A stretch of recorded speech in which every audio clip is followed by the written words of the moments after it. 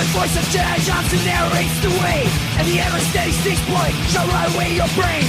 Bad to the bone, bruise the fur, pick up his days on days, and the great October's Boba Fett's have bad lightning to slay. We are all damage of damage. We are all damage of damage. We are all damage. The qualified, we are prepared. I knew Jedi would get a chuckle out of that. Every once in a while, you just catch me off guard. Hello and welcome to a brand new episode of The Qualified. I'm Jedi Johnson 22, joined as always by the great Dom Tober, the always steady Styx Boy 73, the ball buster Brucifer, and the architect joesduelin. What's going on, everybody? Yeah, call me off guard. Oh, not much. I'm happy it's Friday. That's Hey, I want to take a quick second. They don't watch this show, but I'm going to do it anyway. Two of my nieces, one on my side of the family, one on my wife's side of the family, both had babies. One of them in Australia, the other in Washington.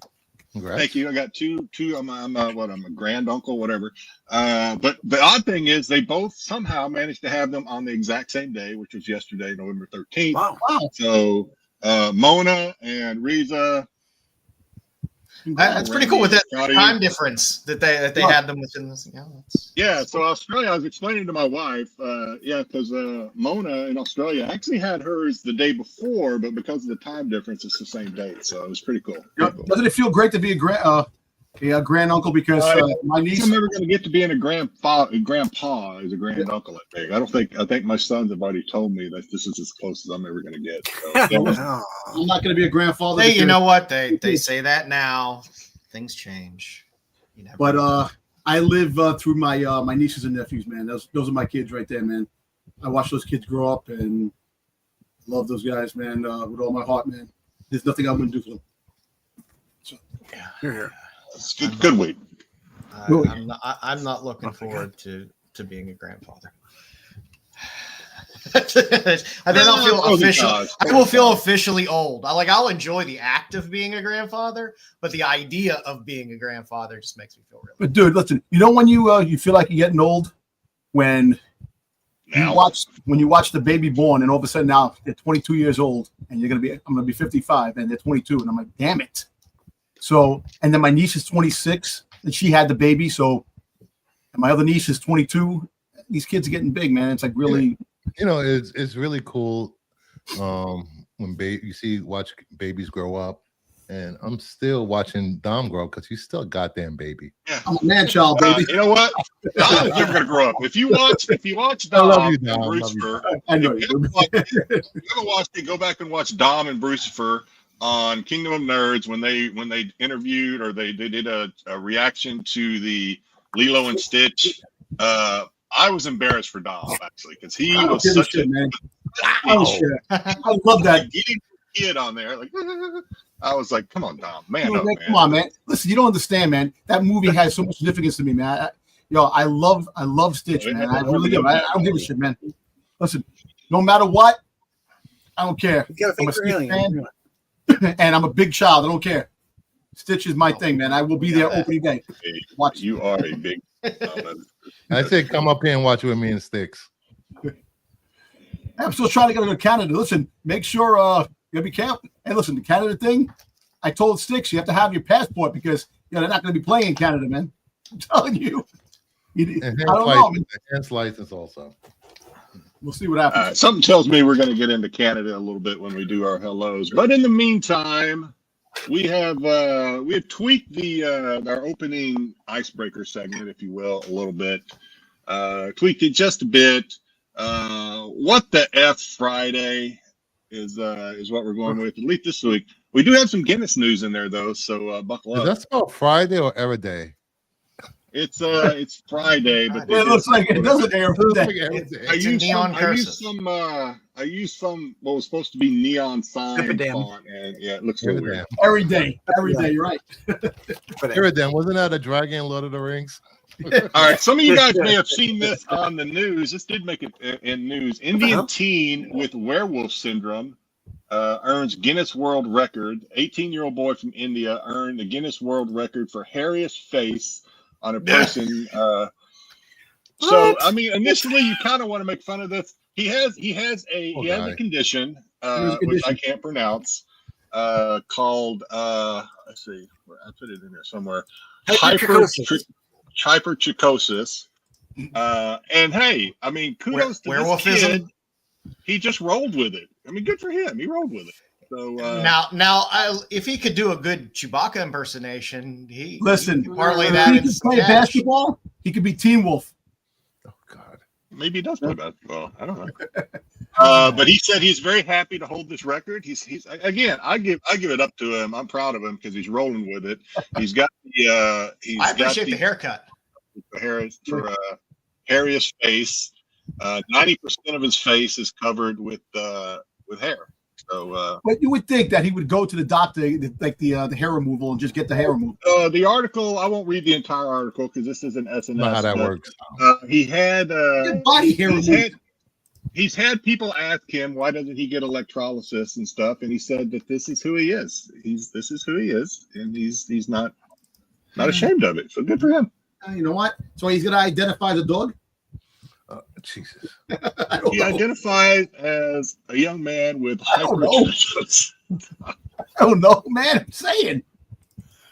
I don't know, man. I would definitely. There goes the sponsorships we were getting. It's science. It's science. Yeah. I don't know, man. It's just I'm proud of him. We go with the hand we're dealt, and he's doing a good job. So. Next we have this is a little. I'm not picking on India by any chance, but I don't know if you've seen this. Air India has asked passengers to stop flushing clothes down the plane toilets. A flight from Chicago heading to Delhi last Wednesday had to turn around because 8 of their toilets were clogged.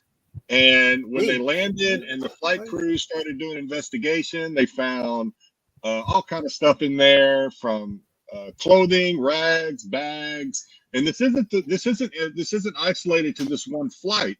A lot of flights on Air India have this. They've had issues with people clogging the toilets. So initially, I was like, well, are they doing this because they don't want to go to India? There's cheaper ways not to go to India. Just don't get on a plane to India if you don't want to go. But then I said, maybe they don't have toilet paper and stuff in the restrooms on board, and people have to do what you got to do. I don't know what's going on. I don't understand why there would be a rash of this going on. Did you watch Seinfeld? Can someone explain to me what innerwear is? It says they were clogged by blankets, innerwear. I think that's underwear. Maybe underwear. Listen, you ever watch Seinfeld? The toilets in India? Tampons. Tampons, sure. Yeah. I've watched some Seinfeld, yes. But you never watched the episode with the India to make sure they go to the bathroom, the toilets, the plague. No. Yeah. I was never a big Seinfeld fan. I don't know. I feel like we had this discussion in our chat one time. I'm not a big Seinfeld guy. I think it was just time. I liked Love as one of the best shows out there at the day. It was a show about nothing. Yeah, so just I guess a public service announcement from the qualified. If you're flying Air India, just I don't know. Be prepared for delays. Speak about turning flights around. You heard about that couple that they had to turn the flight around. They were stinking on the plane. Everybody was complaining that they stunk. Oh yeah, that's a slightly. Well, I mean that happened a couple of months ago. The flatulence on board, yeah. Yeah, at they were stinking, and people they're like, "We don't stink," and everybody was stunk. It was like Jesus. And they turned planes around. Well, you know, as someone who's slipped a couple of SBDs on a flight myself, it's a tense moment when you let one of those go, and you start wondering if people know you did it or not, because you know, so you sit there with your most innocent face on your, you know, trying to like look around like, yeah, I smell it too. That friggin' floating egg, because you gotta be careful with that, man. Got to find who to blame. Whoever's sleeping. Yeah, you kind of like look at the guy sitting next to you, and you're like, knowing all too well, you're the one that let it slip. light a candle, man. Light a match on a plane. That'll get the light turned around in a Exactly. heartbeat. And finally, getting back to collecting a little bit. You guys, I'm sure, have heard of this. I saw it. We haven't. I saw it, and I thought I'd bring it up again because apparently it's sold. The Pokemon Flaming Cheeto, also known as Cheetazord, sold for just under $90,000. Oh, you know this is starting a trend now. This is the golden auctions, I guess. Put this thing up for auction. There's another one right now that's like, it looks like an Air Jordan Cheeto that is up for auction now. So the trend has started. I wonder if somebody's doing this on purpose and then like slipping these little these little lottery tickets into bags, thinking. Yeah, I don't know. I guess you got to be careful because I'll be honest. If I pulled this out of a bag, I would admire it for about 5 seconds and then I'd eat the fucking thing. Like my wife went to Wendy's on the weekend and she pulled out a heart-shaped nugget. It was really heart-shaped. I said, take a picture of it. You might be able to sell it. And by that time, she ate half of it. She goes, I don't give a shit. Your wife was hungry, Dom. Your wife was hungry. She had her priorities. I'm like, you ain't got time for that. You could put money with eBay and make She money. already had that thing dipped in hot mustard by the time you got your sentence out your mouth. Every time I have an opportunity to make money, she ruins it. What are you talking about? Who's going to list it? Not you. Yeah, Dom, you're the reason. You're the reason that you guys aren't saving money. Not giggles. Listen, I'll put the nugget in the computer. Yeah. Let me take a picture of it so I can put it on eBay. I'll give it up to whoever. I don't know if Golden Auction House did this. If they fashioned the Cheetazord card, or if the owner did that. It's pretty genius, though. I think to do that. Yeah, that's pretty smart. But there actually was something like this like a few years back. That something sold a few years back. That it was a Pokemon shaped. I thought you were going to say it's like Jesus and toast or something. That stuff happens. A potato chip that looks like B. Arthur or something. Yeah, B. Arthur. That's the only woman that looked the same in the Star Wars and the holiday special and in History of the World Part 1, and she looked the same. And in Golden Girls, and in everything, and in Mod. But that's it for our Icebreaker news segment. Just some interesting stuff that happened this week, and. Who we got hanging around tonight?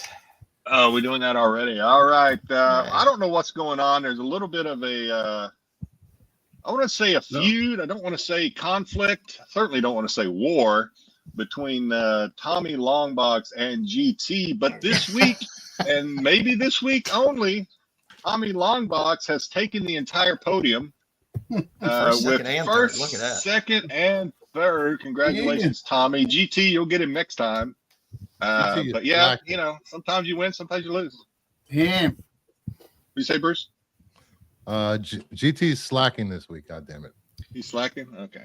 Maybe there's a con or something. Got it. He did come in fourth though, and then he throws up a little bit of a warning. Some of these words I can't read because we may get demonetized. Don't make me come down there, America. Canadians are the poor in-laws. That's not true. You guys probably richer than we are. In-laws make fun of that. We make fun of at the dinner table. Never. Not on this show. Nope. Certainly not on this show. We are very Canadian friendly on this show. Yeah. All right, I'm not going to read the rest. Unless it comes to Guinness Records. Hello. Too funny, GT. Yeah. Hello to his favorite Bluebeards. Thank you, Ed. Appreciate it. I assume you're catching us on the rewind, Ed, but if not, hey, what's up? Terry Floyd, hey y'all, what's going on? I love it when people post in the comments, but when they post big sentences or a couple of sentences, I get nervous because I'm a slow reader and I'm afraid if I throw it up on the screen without reading the whole thing, it's going to get us in trouble. If we haven't gotten in trouble yet. But I trust Terry. I am the same way about Doctor Who, at least through Tennant and Smith, whoever they are. The only show that really made me feel like a little kid again was Battlestar Galactica. Battlestar Galactica is a good show. Speaking of reboot of Battlestar Galactica or the original? The original. Both of them were good. The new one with Jane, was it freaking Elmos? What his name is? What's the other guy's name? James Olmos. Yeah, John. Yeah. Well, the new one's the one that has the girl in it that you curtsied for. Kitty Saka. Yeah, Saka, yeah. My liege. Well, speaking of Doctor Who, way too early to even throw out a teaser. Styx and I are working on a Doctor Who something or another, and we'll let you know as it develops. I think it's going to be fun when we get it together. And it's Bruce is helping me out too. So Bruce is helping. All right, he's throwing his hat into the ring. So okay, yeah, it's going to be fun. I think. You want a preview of the thumbnail? Hey, yeah, go for it. Yeah, sure. Let me just grab it. Sure. There we go. Let's time Tam at 16:45. That's when the viewers throttle down. New to Who. Let's review. So we're still working out the details on this, Bruce. We're leaning on Bruce and his expertise because, but it's gonna be primarily, or at least in the future, it's gonna be exclusively on Styx's channel. We don't know. We may throw a couple of episodes up on Kingdom or something. We're still negotiating with the CEO of Kingdom to see how that works out. But basically, it's gonna be. We're going to do some live reviews from live screenings and stuff. And live. I think it's going to be live. My idea was to do it live because I think that's fun. And if I'm watching it, I'm going to be cracking all over it. I'm going to be like making fun of it like a madman. But I've already warned Styx that that's going to be the case. So he's okay. I'm fine with whatever. You however you take it, how you take it. And who knows? I may follow. It can't be worse than the first half of Craven that I watched before hopping on this show. I think you should do a promo video of like a real cut together scenes from the Doctors as your first video in the series, and then when it's time to go live, people already have an idea that your channel is going to be doing Doctor Who and not just Fortnite. Yeah, no more. Yeah, just digging dirt. It's not fun. And you won't get Buffy guy, tweak the show anymore, and you're going to have to change the name again. No, I'm not changing the name. What do we do? We change the background. I just threw the bada bing up there. Yeah, here's the original. Here's the original. I tweaked. Take it back to Mail Call Madness. God. There you go. We changed Brewster's picture. He's no longer. He's no longer doing whatever it was he was doing to that movie. I don't know what I was doing. I was drunk. I was drunk. It was Christmas, and there was 5 or 6 deer on the wall at the place I was at. Terry's talking about our young Indian werewolf boy. Him and Shabbat. I know what he was doing. Music video. Jeffrey Sato, before the end of the show, could you remind me when and where I can see the cliff? Oh God. Okay. I'm sure if you look hard enough, you'll find it. Just look for Cliff on Comics, his channel. Tyson, what's going on? Tyson, I am sorry. I'm a little behind on looking at your videos on IG. I will catch up tonight. I do apologize. I normally, I don't know how far behind am I. I'm probably not nearly as far as I am on Dom's because I don't watch it. Because I don't send shit to nobody anymore. So good. Good. I would send you something and you don't comment on it. But are you Tyson? Are you in the entrance to the Last Crusade there? Is that I forgot. Oh, completely forgot. That is where's he at? Is he that is the entrance to the Last Crusade. The Knights Templar, I think. Very good. So thanks for reminding me. He'll let us know if we're right. Let's see. Jeffrey Sato, thanks, Styx. Marco, okay. Yeah, we try not to get too wrapped up in all that BS. Old man, I live here. You do live here? I'm here live. Old man, I'm here live. Oh, I'm dyslexic. I'm dyslexic. Somebody get me some help. Damn, old man, I'm here live. Okay, thank you for being here live, Ed. We need all the help we can get. Cosmic One, Nanu, Morgan Mindy reference. Nanu.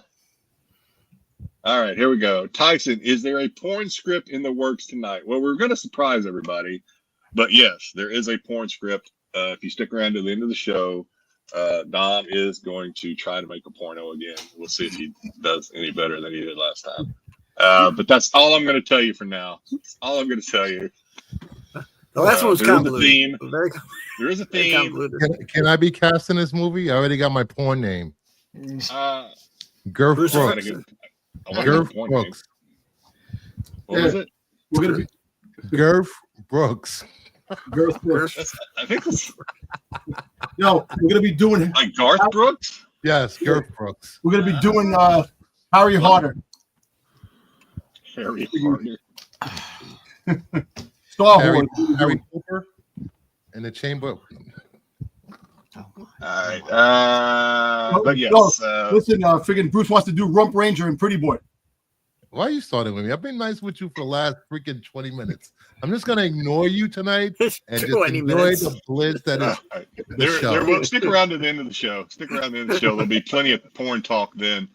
Doctor Who is comfort food. Well, I have a feeling this is my biggest fear is that I'm gonna start off making fun of it, and then like 4 or 5 episodes in, I'm gonna like start liking it, and I'm either gonna have to come clean to Styx after all these years that it doesn't suck, or I'm gonna have to live a lie and keep making fun of it. Well, you're actually gonna watch the show? That's what I want to do is do a live screening of one of the episodes. You were just there to make fun of the show. Of course, I can't make fun of it if I don't watch it. How else am I gonna make fun of it? I thought you were gonna pull a Marco. No, this is gonna be a mystery theater. What was it 3,000? Whatever. I'm gonna sit there and crack on this thing during the show. I think you should have Dom in on this. I don't think anybody hates Doctor Who without having watched it more than me. Maybe Joe. I don't know if Joe might have watched it though. But yeah, I used to watch the original, one of the original Doctor Who's back in the day. My brother was a Doctor Who fan. Geekstronomy. So, James. Hello, Mama Bear. I'll stick with Red Dwarf if I'm gonna watch British sci-fi. Red Dwarf is good. Hello, Mama. I'm all right. Yeah. Do not disrespect Mama. I watched in space 1999. Okay. Yeah. Sorry, Mama. Let's see. What is this? Petra? What is that? That's where they're at. I don't know. But you are right, Joe, apparently. And good eyes. Yeah, I rolled right into that, Mama. Sorry about that. And pivot. Pivot. Yeah, all right. I told you I get in trouble. Pivot I told you I get in trouble when I throw stuff up there and I don't read it until it's on the screen sometimes, and then I get into trouble. I think pivot is good. Pivot is good for starting this segment.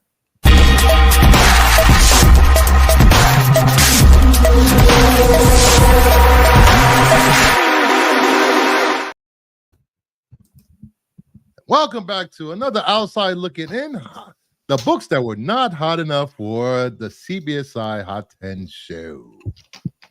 First up,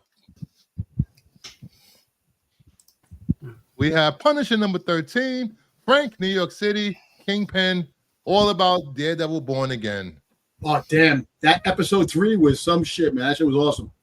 Awesome. It was boring. Okay. Boring. Yo, dude, you have to do a lawyer drama because he's a friggin' lawyer. But the story, yo, dude, come on, man. That shit was not enough singing for you. It was ridiculous. And you guys should know this already.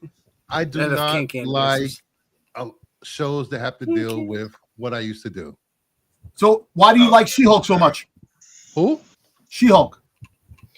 Because that is a complete abomination of anything that deals with law. That wasn't trying to be a real courtroom drama. But dude, this is intriguing, man. This is badass shit, man. That shit's the best freaking show on Disney Plus now, man. Let me tell you something. I guess if you like pain.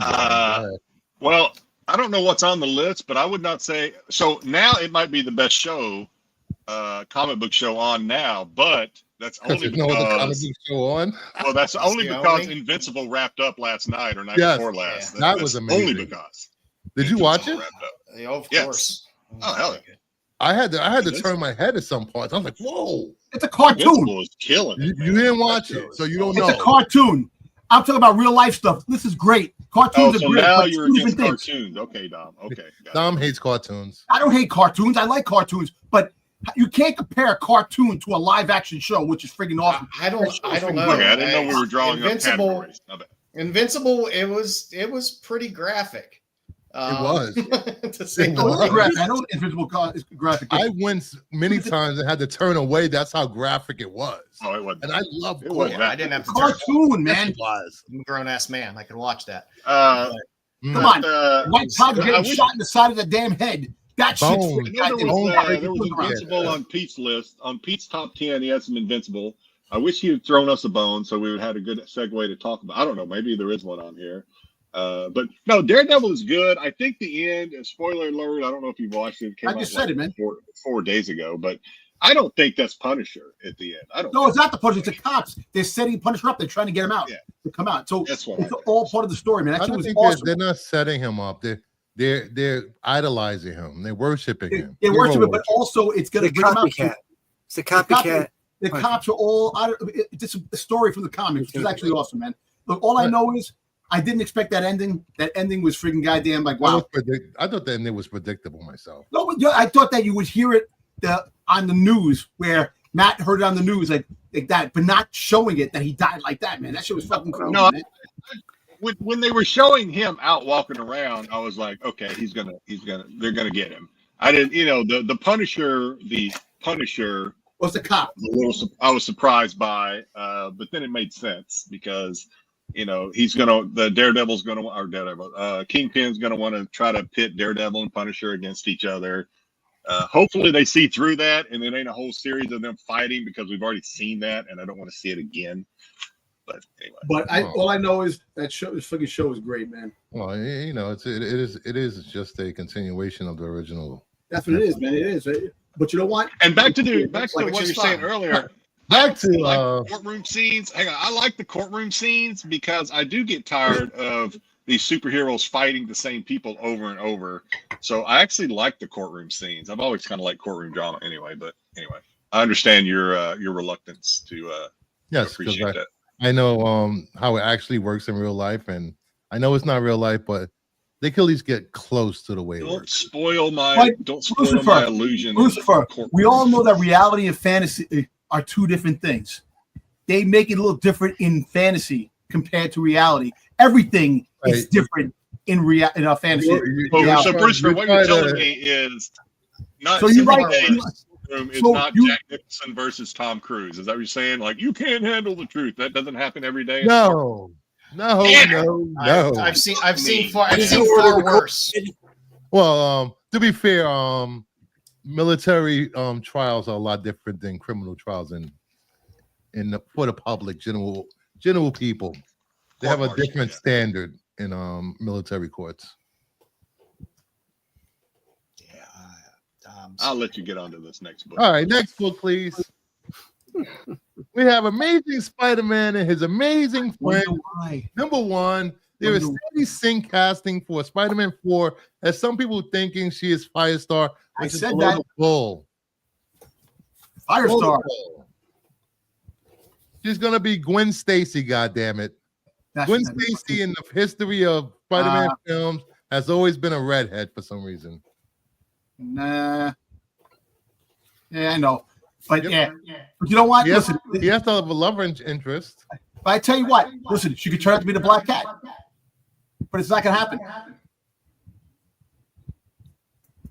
I'll just be glad when they get rid of him because I can't stand him as Spider-Man, but that's just me. Yeah, I don't know who they'll cast her as. Maybe it'll be Gwen Stacy. Maybe it'll be somebody else. Who knows? We can bring in. That's why it's on the OLI. It's moving a little bit because people are spreading the wealth across who it could possibly be. And this, you know what? I don't give a shit. This is a great fucking book to have anyway. I wouldn't go out and now's not the time to go out and buy it. But maybe Terry. I used to love that Saturday morning. Get up Saturday mornings and watch this. great book. And if you guys watch my Only Slabs appearance, I actually showed this book in a 9.6 newsstand. Mm-hmm. Who knew I could tell the future? All right, next up,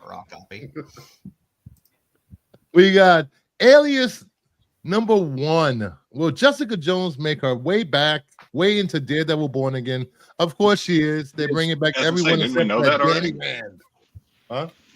No, I'm echoing. You know why I'm echoing? Somebody has their TV on. Series, right? That's why, Mama Bear. Yeah, that would make sense. Why are you So, echoing, yeah. Dom? Since Dom's echoing, someone had their TV on when I was talking. No. Maybe we'll get. Yeah. Maybe we'll get Jessica Jones. They've been talking about bringing them back, and her and Luke Cage, and not Danny Rand, but I actually want Matt as Firestar and Kyle as Iceman. All right. I think it would be wonderful if they brought in Firestar. That'd be a surprise. That'd be a fun little twist. Everyone will be expecting. Exactly. That'd be. I don't think that's in the books because I think they just want to have all the mutants debut in the mutant saga, as they're calling it, after Secret Wars. Yeah. So, are we pretending, or did they write? Did the whole She-Hulk Daredevil sex never happen? Are they just pretending that didn't happen, or did they like erase that from Marvel? It's a different universe. They kind of the director said they are not going to not reference it at all. So it happens. We all know. They're ghosting her. They're ghosting her. We all know it. They're ghosting her now. She wants to be in Daredevil. She turned around. I want to be in Daredevil Born Again. Sure you do. Who's this again? Who's this? Hey, she's a great actress. I don't know what you're talking about. She is, and they gave her horrible material to work with. Yeah, you can't blame the actor for the. Can't blame the actor for the material. We've gone through this before. Next up, Dom like She-Hulk. We have Batman 608. Hush 2 is moving Hush 1. I could do without it, but it was great.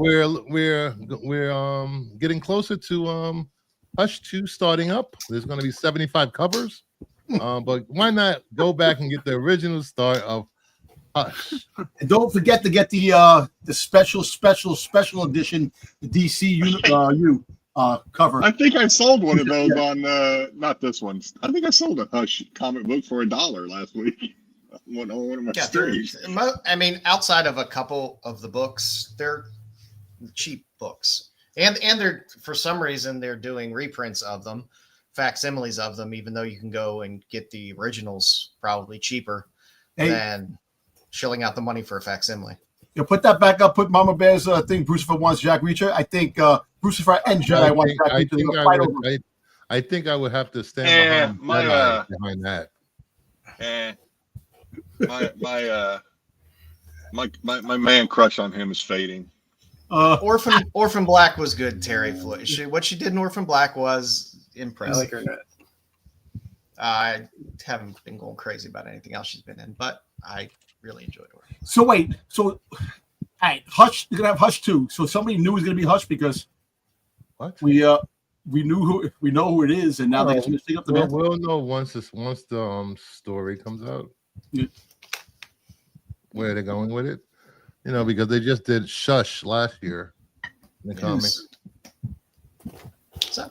Shush was a good character, I thought. Next year will be Shush 2. So we get the sloppy seconds. These aren't books that are. And then we'll get Crush. We'll get Crush a couple of months later. Crush is Lobo's daughter. Read a comic, goddammit. Read a comic. All right, and I believe last up on the list we have Shonen Jump Claymore Volume 1. This is a manga magazine. CBS Studios and Propagate Content have teamed up with Hawaii Five-0 actor and producer Masaoka to develop a live-action TV adaptation. You can also catch Claymore on one of the many streaming services that handles anime. Yeah. So I don't know. It's just live-action anime. Live-action anime. It's hit or miss. It really is. I'm still waiting for the sequel to Alita. So I love that movie. I thought that movie was great. I really loved I did Alita Battle Angel. It was a great movie. I like that. don't understand why it just like died on the vine or whatever. I don't even know if they ever considered a sequel to that, but geez, Good one, come on. Yeah. And for anyone wondering what Claymore is about, Claymore is a manga series set on a fictional medieval island where humans are played by Yoma, which are demons. The organization creates human Yoma hybrids to kill Yoma for a fee. I'm lost. These female warriors wear armored uniforms. So it's going to be about female warriors fighting demons. Who greenlit Good enough this? for me. I don't know. I don't know. Rooster, you didn't do a very good job of hyping that up. Lay off the sake. Like, What? oh, they're- What, I don't know. demons Just- and Yeah, you you- seem you're like the you only- were bored just talking and about armor. Yeah. What more do you want? You Are they almost like naked? this shit. Almost naked girls freaking goddamn fighting demons. Then it's worth it. What? Women that are scantily clad girls that are almost naked. I want to see that. We'll see what they do with it. You never know. Could be interesting. Give me that. That's a little something different. A little something different for the OLI tonight. You know, that's fun. They're plagued by pianists? Yes. I don't know. I got confused halfway through Brewster's description. I have no idea. I don't even remember what's something about demons playing with humans, and then I kind of They live on an island. It's set in medieval time. They live on an island, and they're plagued by Yoma, which are demons. They Plagued. He said What do you mean plague. played by? I mean, what? Plague. The human plague. Plague. Like Plague. the plague. Oh, Plague. plague. Oh, Yeah. okay. He's played by. It's a New York thing over here. Come on, keep up. I've never heard either you or Dom say the word plague before. So it kinda- Plague. The human race will not be played by Plague, plague. There you go, plague. Plagued by injuries time and time again. Thank you. He said the same way I did. Plagued by injuries over here. There you go. Plague. No, Dom pronunciated a little better than you did. So if you want to read more about these wonderful books, you can go over on Or is it cbsi.com enunciated? I don't know. I don't know. and check out Pete's write-up on all of these books, as well as his write-up on the Hot 10. So boys, we want to do some pickups. I'll go last. I had a week this week. I had a week, if I do say. A week. I had a week. Yeah, something.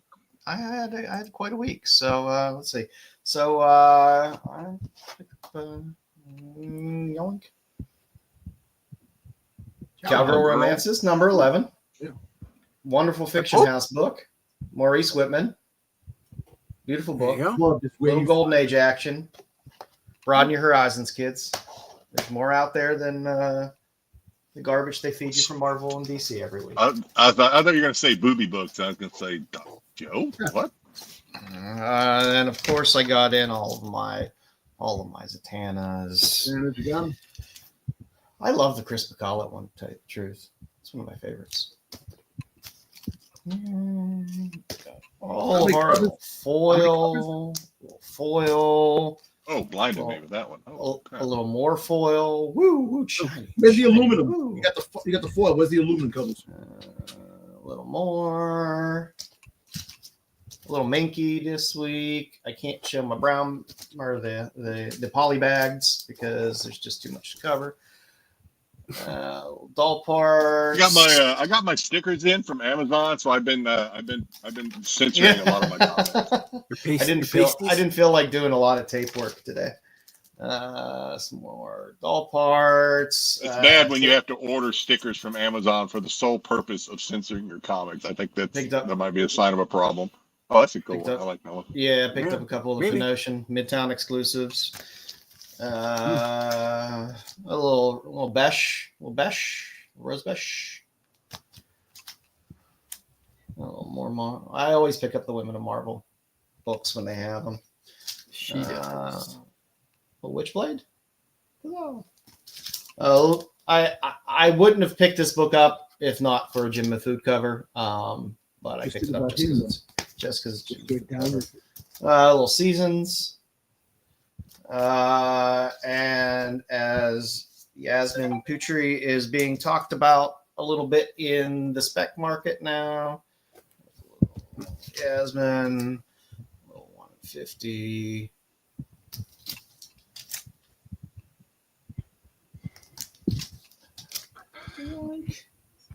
Good stuff. I picked this up too. Nice copy there. Little Frank Springer cover. Nice. Got some Blam and Glam exclusives.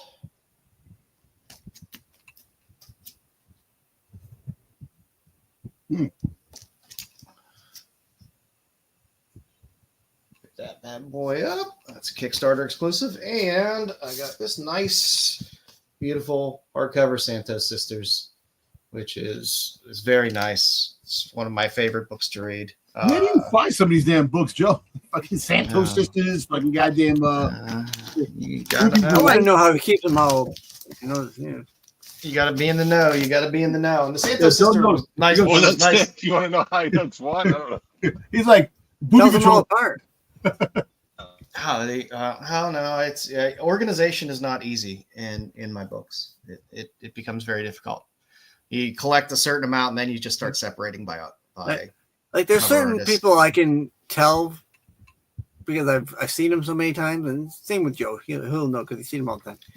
But you know, like new artists, so some of them kind of look similar, or they emulate other artists similarly, and it become a pain in the ass for me.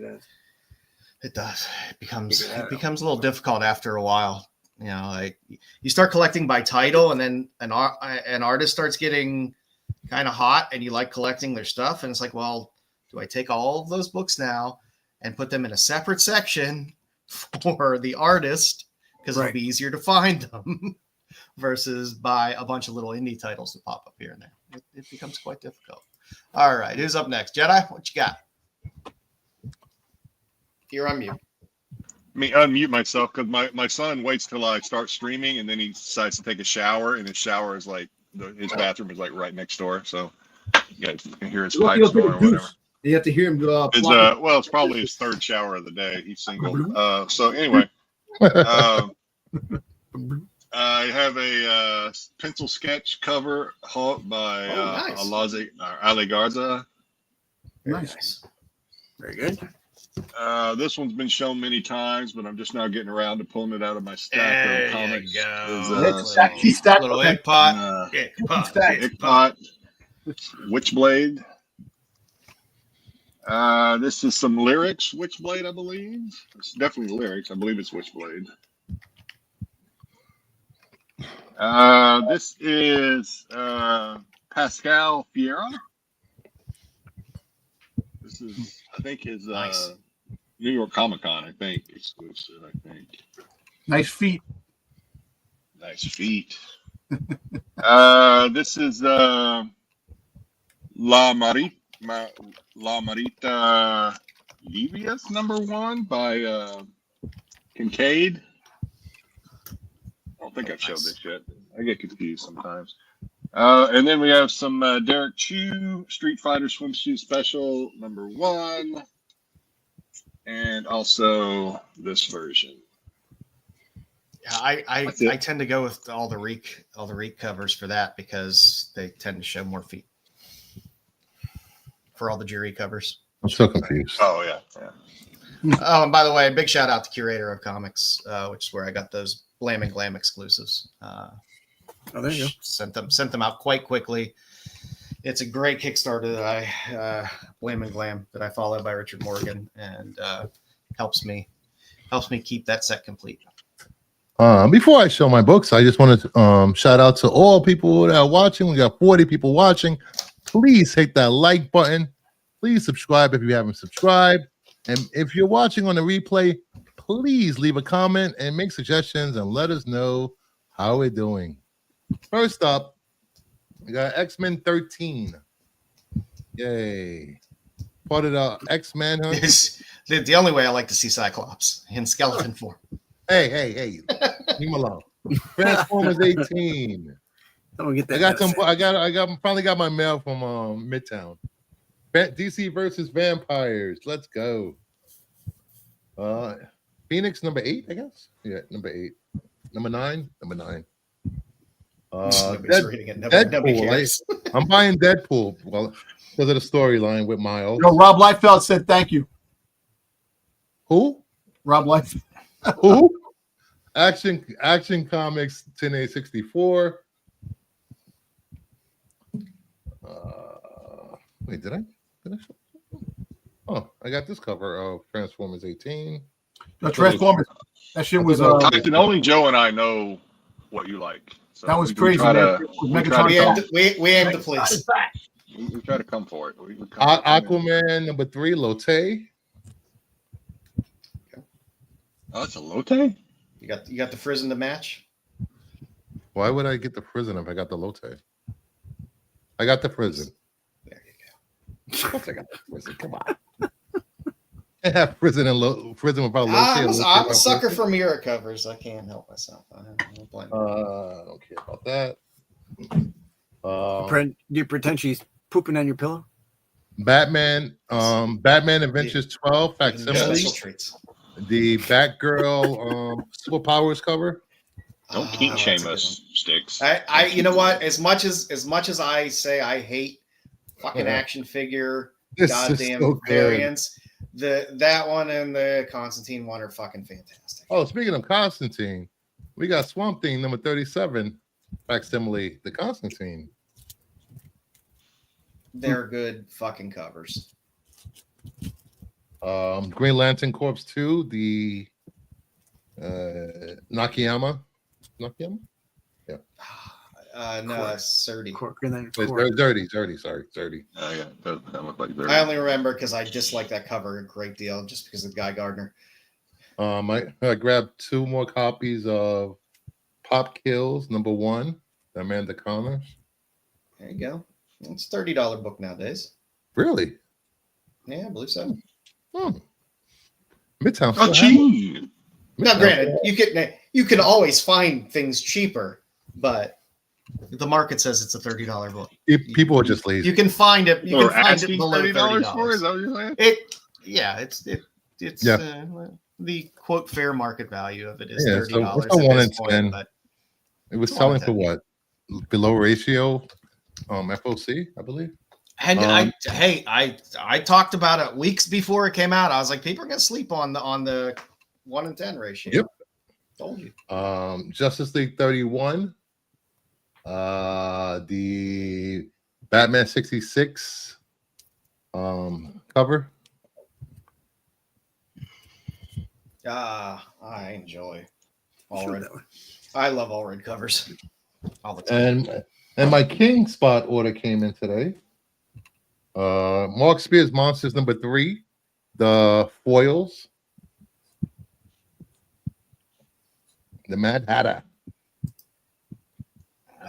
We got a question here, Bruce, asking if they think the Batman 158 exclusive with the Jim Lee signature is worth $100. I don't. 1,500 copies is a lot. I don't know. It is a lot, and well, I don't know. Signed by Jim Lee, though. So the ratios are going to be out there. Yeah, I'll put it to this perspective. It costs what? It was $200, $250 to get him to sign something at Baltimore last year.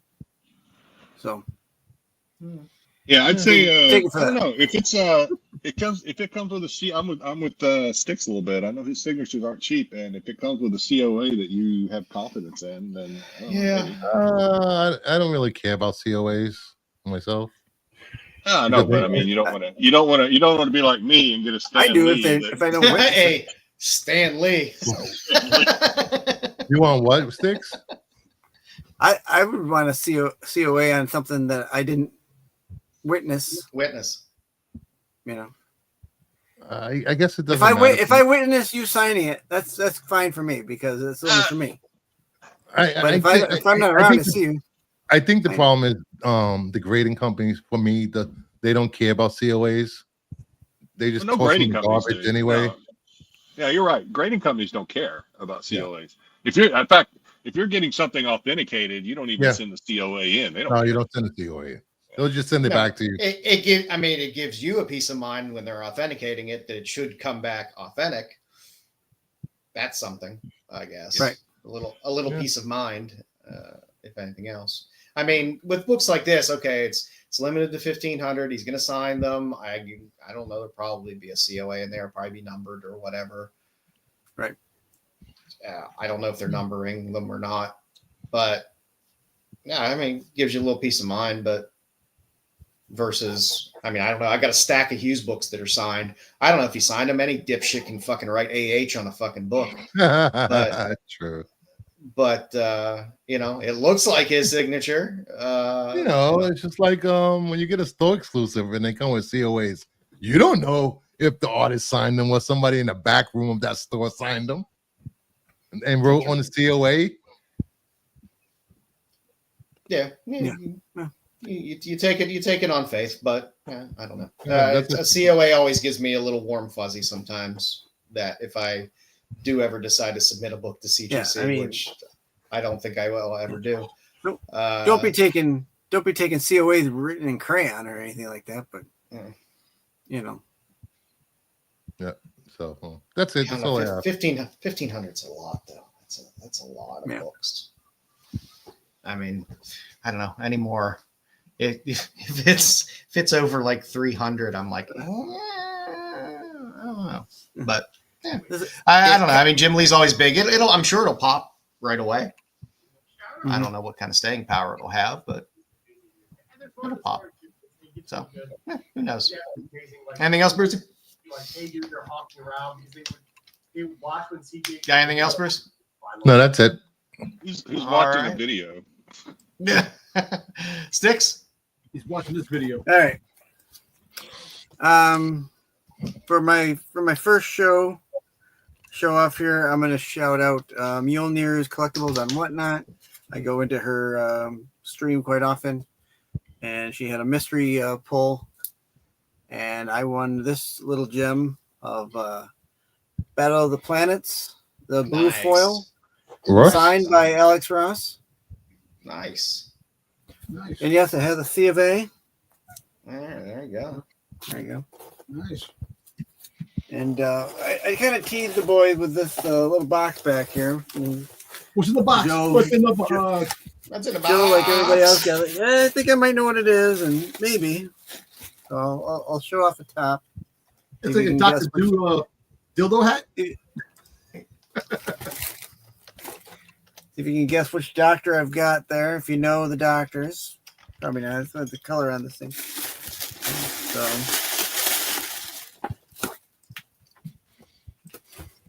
So I was able to pick up a Peter Davison, number 5. Doctor Who jug. I've now got 3 of the jugs. Okay, so same manufacturer as the others you got, right? How many? I only need 2 jugs. We know, Joe. We know. There are 7 of these. I have 3 so far. There's 70 of them? 70? There are 7. Yeah. Oh, 7. He said 70. I was like, damn. Yeah. We'll find some room for those shits. And there's only, let's see here, what this says. There's 7, just like the other ones, there's 750 of them. Thank you, Mr. Dickey. And this is number 16 of the 750. Oh, nice. Low numbers are good. Yeah. So nice. That is I just picked that up today, actually. So there you go. I'm just waiting for you to drop one of them while you're showing them. Yeah, I will not. You're horrible. Horrible, sir. Horrible. I was able to buy this locally. Local YouTuber to Syracuse, Primetime Treasures had it in one of his shows or on his on eBay. I hit him up and I was able to pick it up in person and save shipping fees. So there you go. Oh, cool. Where'd you meet? Did you meet at like the Costco parking lot? Yeah, like. Or did you meet in the buddy booths in an adult video store?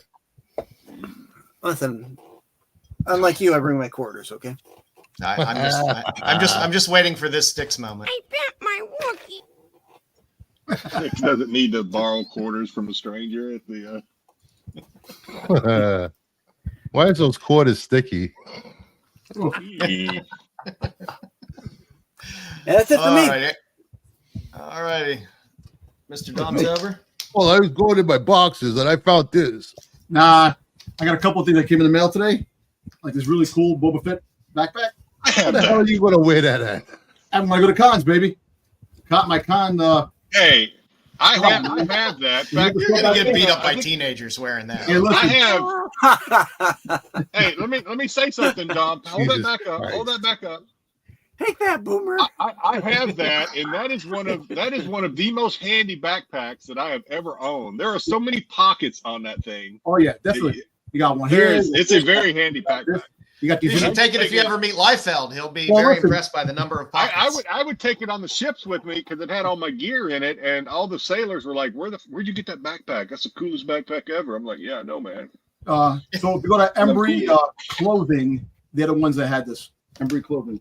I got that today, and I You was got a able to get Poshmark. these that actually they came in. These custom bet sneakers. Oh my Now God! you've gone too far. Now Dom's you- trying to catch up with Marco now. He's got to get the All right. sneakers. Were those below 5 or above 5? No, the below. Okay. What $100? Okay. $100 Are bucks. those new or used? Are those No, used? they new. If you go to I Foot don't One, believe. they, I want you to put your nose in there and smell it really deep. it smells like friggin' plastic. There's like Really a deep. Go in there, Dom. They got This is some what poor Jedi 12-year-old used to with do a on the Sharpie. Let me smell that shoe. Painting those Taylor. Let me shoes. smell that shoe. Yeah, so I got these. Yo, listen, I'm going to Awesome Con next month in Washington. Decking out my Fed attire. There you go. Joe, Dom didn't do it. Show Dom how to smell a shoe, Joe. Show him. Oh, He didn't God, do no. it. God no. Well, here. So I also That's was able- after hours. That's after Yeah. hours content. Yeah, You gotta pay for gotta that. breathe it in. Gotta breathe I it have in. Members only content. Soundwave and Rumble, the mini pop Soundwave. Oh, that's cool. Got Does that. that glow? Is that glow in Is the that no, by, no, is that no. by Funko? Is that by Funko? Yeah, it's Funko, yeah. Funko. I got that. And I got my little boy right here. A Stitch. Easter. They can't sell the pops they're making. They're making new products now. Has he got Yeah, wobbles definitely for have, yeah. years? I definitely they keep making a lot of pops. They have all the stuff, and they got a These Well, I ears know they look keep like making a lot of waffles. pops. they have a shitload of freaking Stitch pops coming out. There's soon. always Stitch pops on the shelves. Every freaking what's that? Hey, Ollie's need something to say. I got these for Before less than $10 each. I got the Stitch. I got that. I got Godzilla -1 and the original Godzilla versus King Kong on There you go. DVD. That one I like. there was his Boba Fett Collection Mark just Jeweler's splattered. money right there. Just saying. I know. Hey. And I was able to get this. Finally got this. Super You're not 7. wrong. I got my where's how you get this one? Shit. Oh, why are you doing that? Yeah. I got This is, confirmation. Hold on, Doc. I Dreadnought? got confirmation about that anime they making into live action. My producer said it's for pervy people that watch anime. Perfect. Bunch of That's perv. not What's in the That's fucking right up your alley. well, anyway, not us. this is Zartan, Jungle Zartan from Super 7. Just can't get the damn thing open. It's not. I don't want to force the thing, but yeah, another Head Zartan. on it. Right. If I get it open, Crunch. it's just that it's like stuck in it. You I got a don't want- lube on there. Ew. What? Yeah, well, let's see what happens. I got it. There we go. There you go. Yeah, Joe, you're right. We're There definitely we going to lose monetization. There you go. Oh, okay. With the Uh, radio. Jungle All Zartan. the algorithms. He's in one of those hoodie blankets. Yeah. Well, remember the episode? He was sitting in the alleyway and Joe He's went there. And He's wearing a snuggie. Yes, he was wearing a snuggie. Yeah. I mean, I do agree with Cosmic that Stitch is better than Nubs, but Oh, Stitch is 100 times better. Oh. Nubs is I do. pretty low I bar. do too. Yo, listen, Stitch. Yo, man, Stitch will take out Nubs in a heartbeat, man. That piece of shit. All right. Wow. Let's get I back said to it. All right. For the comic now and later this week, I wasn't very happy with the shit that was out this week. There wasn't really much out there. I like Terror and the Fury, that for the next one. Rise of the Night 3. Say Which, Zenoscope did all right. yeah, it's Graxco. It's a March convention collectible variant. That right leg looks a little weird though. It's just a little bowed. It's a little bowed. Sometimes that happens. It's a little Sometimes the night gets a little rough. Yo, It's you can March. correct that. It's Mardi Gras, baby. You shut the lights off. Don't worry about it. It's Mardi Gras. Sometimes shit gets a little bent. It happens. I forgot what Dom likes. But yeah, it's a nice track scale cover. If she's like 3.5 feet tall, Dom is like in love right now. Oh my God. There was a nice Terror Fury. I think it was the 1 in 20 Johnny Royal this week as well. It was pretty nice. But like I said, it was a bit of a slim week. There's the new series from Boom, Bronze Faces.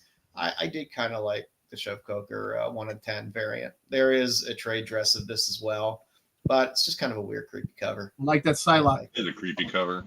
And while I like this cover, take it for what it's worth, because Unknown is selling pallets of variant comics now to retailers, and by pallets I mean literal pallets of dead stock of exclusives, right on the website.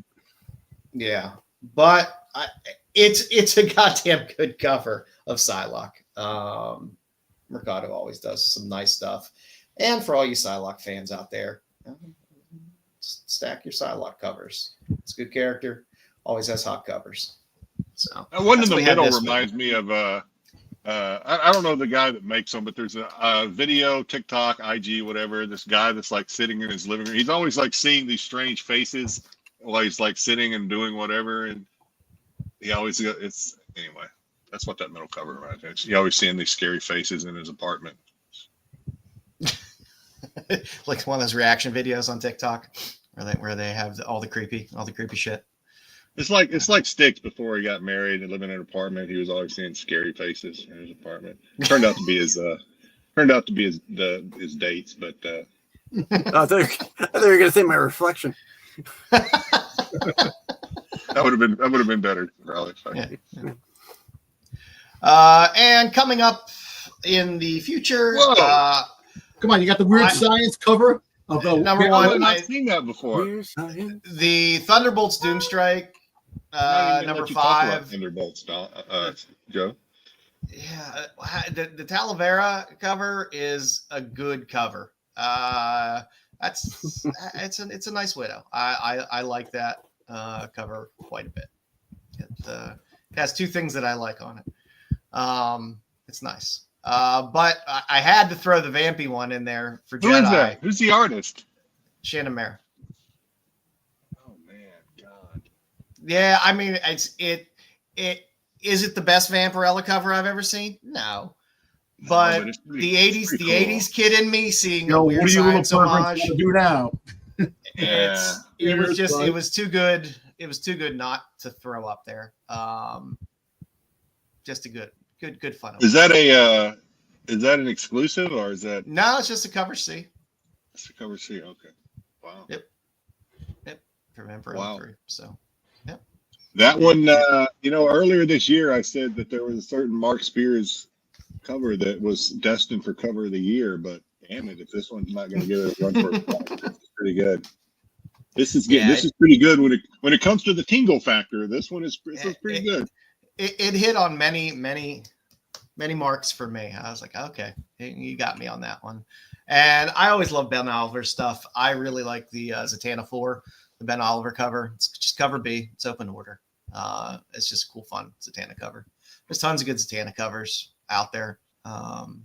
They just keep coming and keep coming and keep coming. It's a lot of covers. You're right, Tyson. But, yeah, under boobs always good. Even though she's wearing the full outfit, she's not. Yeah, you can still see the bikini top up there. It's kind of a one piece of Zatanna, or of Vampirellas, but.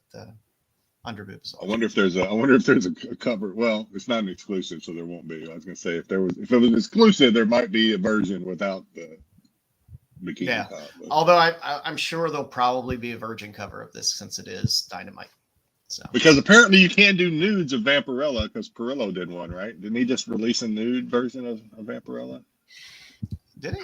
Yeah. I think so. There's 2 versions. There's one of her where she has like it's the one that came out with. Something. It's either Vampirella doing the biting or somebody's biting Vampirella, and there's one version. Perillo, right? Perillo? Yeah. Perillo, you said. Yeah, yeah. And It there's was one nude. version where blood is streaming down, covering the nipple, and then there's one version where the nipple's exposed. Free the nipple. Free the nipple. And just as a tie-in for the show today, the tops and tails of the week, we are getting a new Heat Seeker series, Heat Seeker Exposed, another gun hunting series. So there is a nice Artgerm A cover and a foil version of it as well. So you can get all the Heat Seeker that you've been missing again in another fun run of Titan's Hardcase Crime gun hunting series. So there's been a lot of, I know feeds right into what we're going to be talking about tonight, but there's a lot of Heat Seeker Collision or whatever the hell. I mean, suddenly this title has become very popular with a certain niche of collector, I guess. So yes, and the thing is, it's like all the books are good too. They're not bad reads at all. Like especially the older Hardcase Crime stuff, but even the gun hunting stuff and the Heat Seeker stuff, they're fun books to read as well. So you get a little bit of both. You get all the fun covers and something in between the covers. No 5-minute absolute update today because none of us had time to read Chuffs this week. So we shall return with a supersized 5 plus 5 minute absolute update next week. Good job, Tyson. I don't think Jim's home yet. And we will do our catch up on our Chuffs for next week with Absolute Superman. What's coming out next week, Bruce? I don't like laying blame. I think me? What? Somebody on this panel needs to do a better job of reminding some of us on this panel to read comics that are. Let me see. Comic books come out 3 weeks in a row, skips a week, all right, and just starts over the rotation. You're sounding a lot like my old lady right now, and you can't remind me 3 weeks. You can't remind me 3 weeks. You can't remind me now to do something 3 weeks in the future. It just doesn't work. I will send you a message saying write it on your hand. This way you can remember. Well, I don't wash my hands very much, so yeah, that might work. Yeah, that might work. All right, Jedi. It's time for the That's Not a Comic, That's Not a Comic, Salia Comic, Salia. It's time for the That's Not a Comic, That's Not a Comic, Salia Comic, Salia Comic. Oh, who?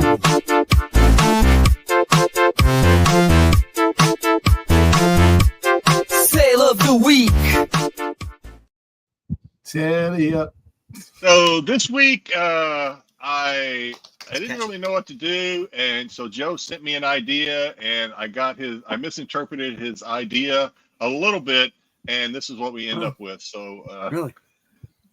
Yeah, he sent me a similar idea, but not quite. So this is we all remember.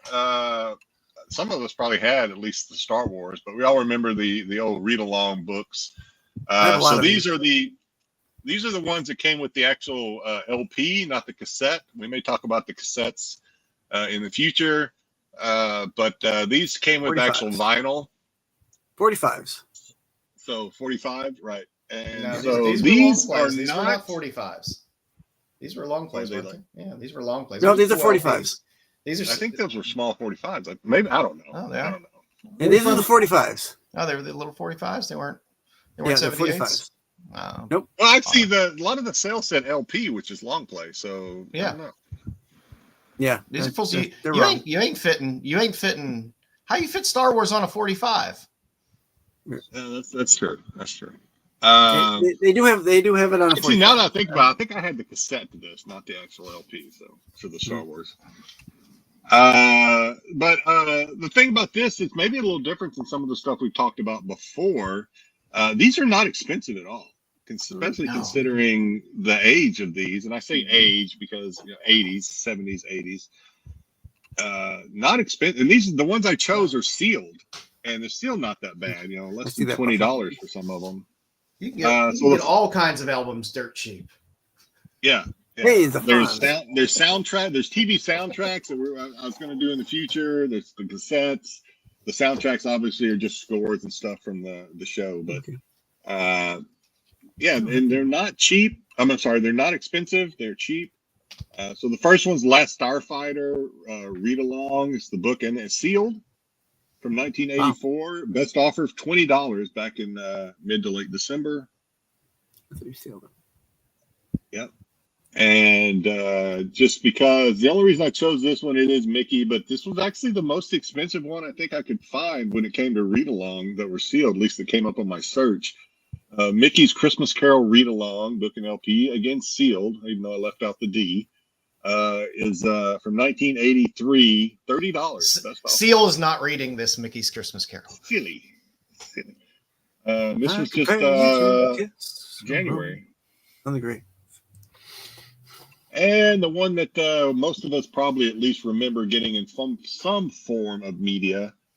Star Trek. Is a Star Wars Star Trek, yeah. Star Wars read along book and LP from 1979, $15 sealed. Now again, sealed used to mean something. It's not hard to reseal things nowadays and call it sealed, maybe, but I don't know. We just have to take them at their word, I guess. And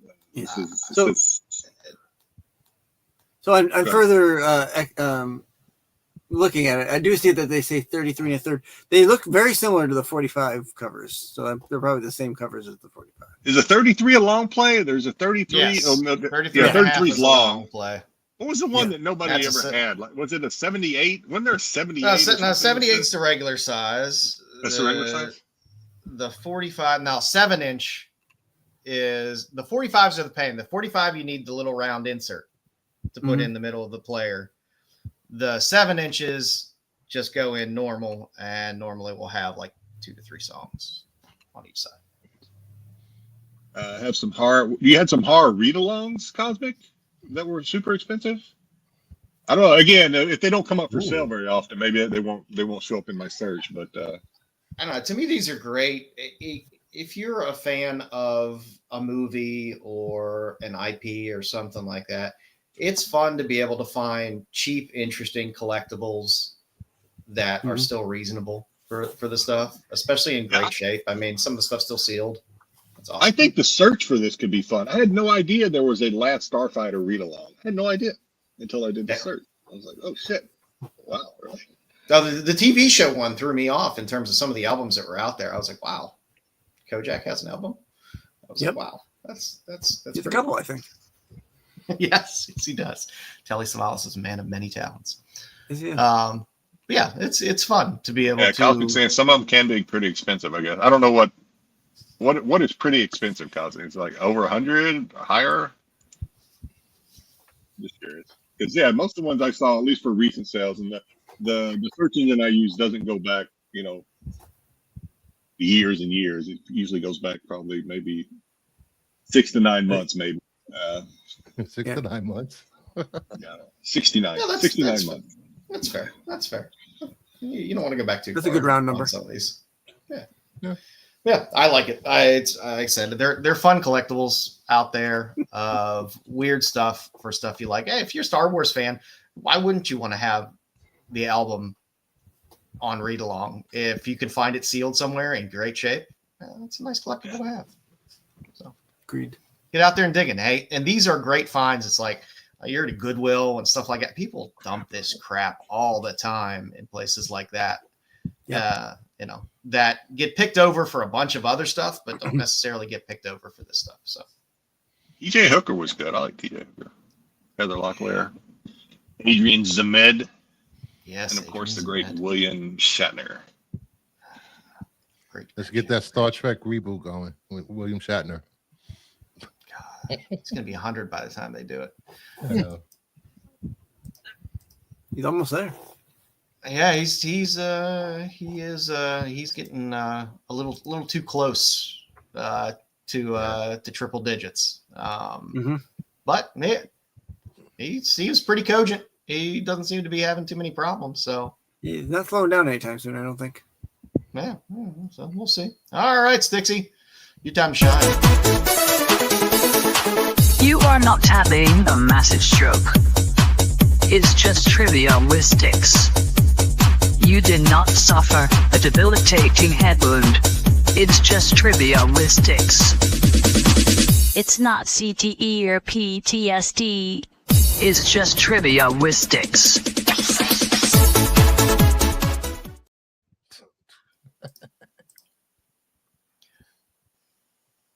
All right, Styx.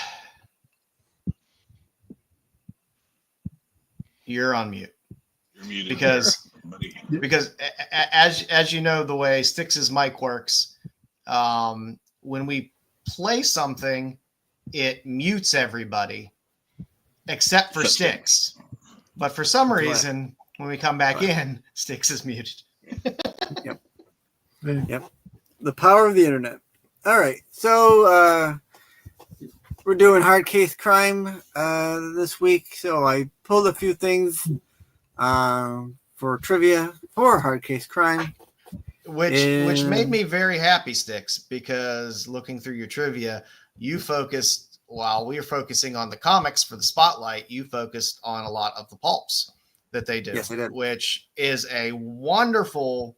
If you're a fan of pulp art, hard case crime not only has all the comics and the gun honey stuff, they have an amazing back library of pulp novels, which are absolutely fantastic, which have great artists like Glenn Orbeck, stuff like that do amazing covers for.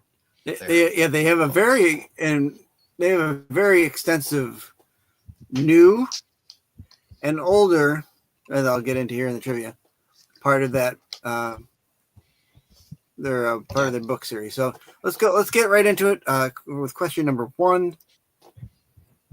What was Hard Case Crime's first year in print? Was it 1954, 1974, 1994, or was it 2004?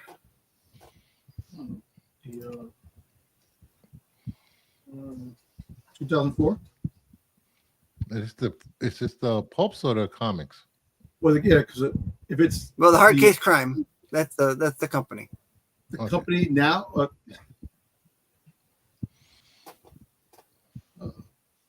don't know, man. I figured.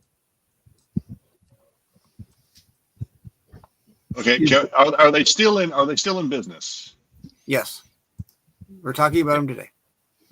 Yep. Oh, they are under an imprint of Titan Publishing and Titan Comics. Yep. I don't think you've been 54, man. That's a pretty long time. I know 54. I'm saying that, but I think D. I'm going with Dom. Dom is smart. I'm going to go with Dom too. I'm going to say 20. I'm going to say 2004. Okay. All right. Sit down, screen. All right, and your answer is. Hey. 2004. What's 2004? There you go. There you go. Good job, guys. You got not one. Too hard. It's trivia. Not too hard, right? You got one. Right. Question number 2. Which of these novels was written by Stephen King for Hard Case Crime? Is it A, The Colorado Kid? Is it B, Grifter's Game? Which C, one had a shitty ending? The Confession? Or D, Nightwalker? Hey, Dubs. All his books do not have shitty endings. Get out of here. Most of them do. Some do. No. By some, you mean most. I don't know. I guess B. I'm going with D.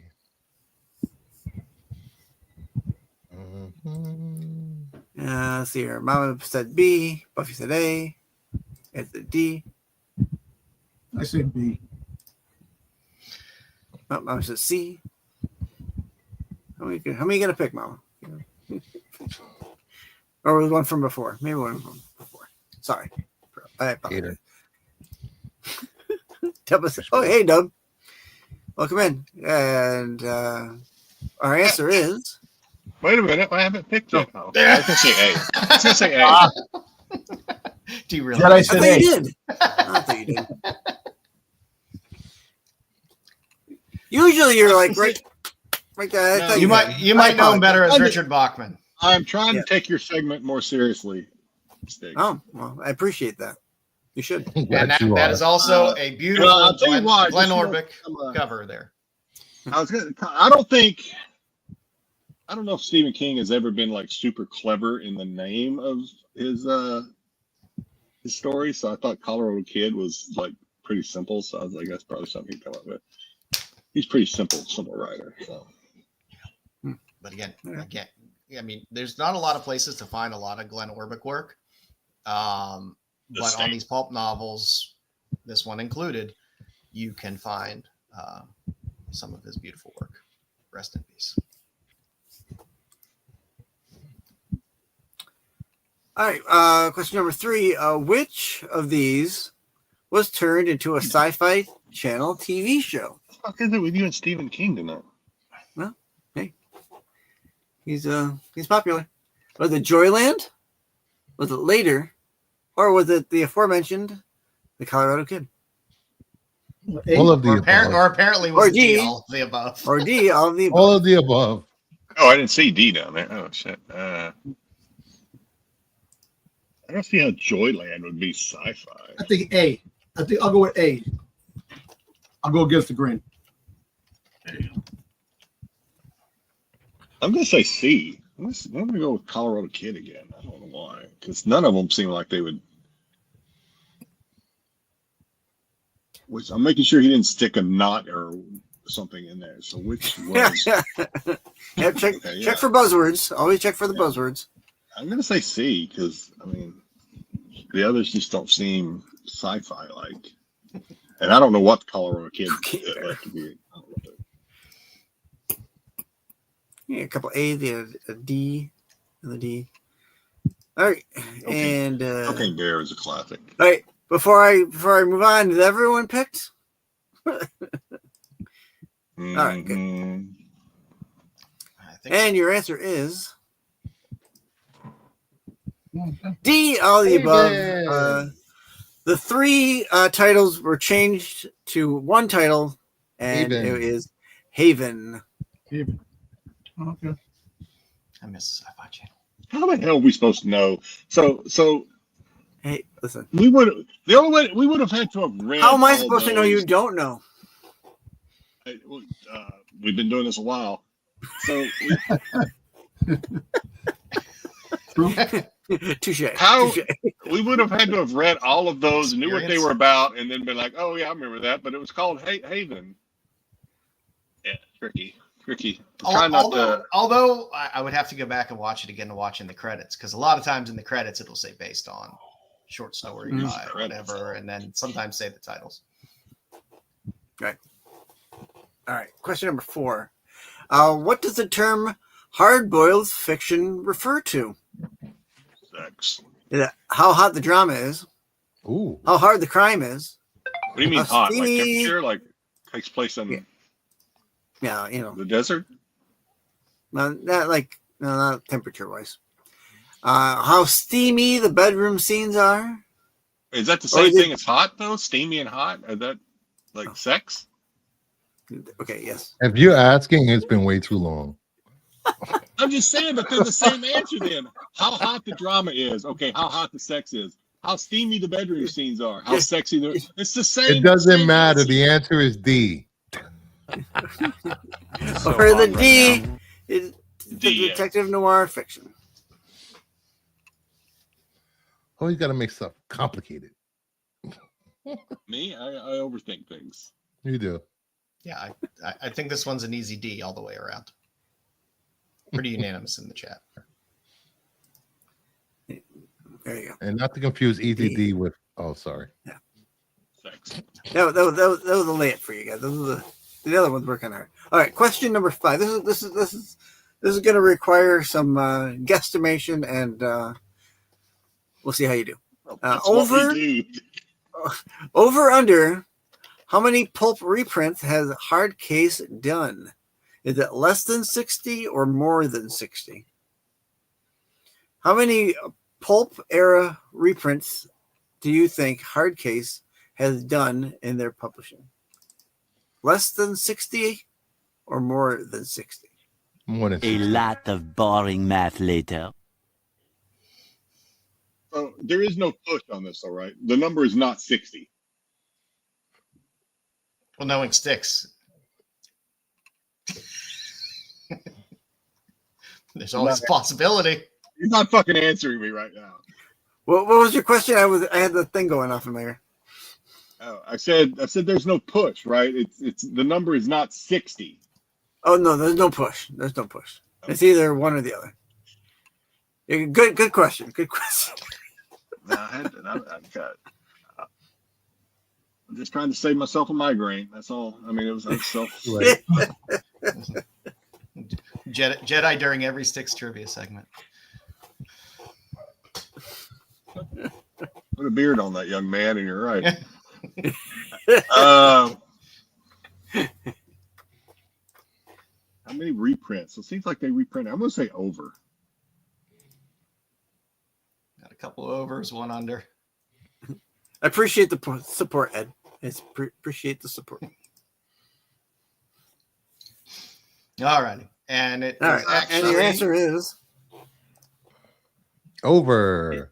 It is over. Oh shit! Not a high note. It doesn't happen ever. I screwed up there. It has 71 reprinted stories from pulp artists. There you go. It's a great series. Like I said, I like old pulps and finding old pulps at used bookstores and stuff like that. But I pick them up every once in a while when I see them. Yeah, the artists that they got doing the hard case crime stuff are top notch. It's good stuff. Good stuff. There you go. Thank you, Styx. Good. All right. It was enjoyable. All righty. Now let's get into our little comic spotlight. I'm starting around 2017, 2016 with the Titan imprint of hard case crime. I'm all right with that, Tyson.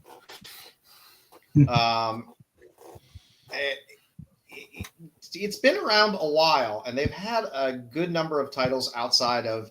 Everybody's familiar with Gun Honey for the most part. To a lesser extent, some of the Minky Woodcock books, but there's been a lot of fun titles in here. Triggerman was one of their first titles that came out.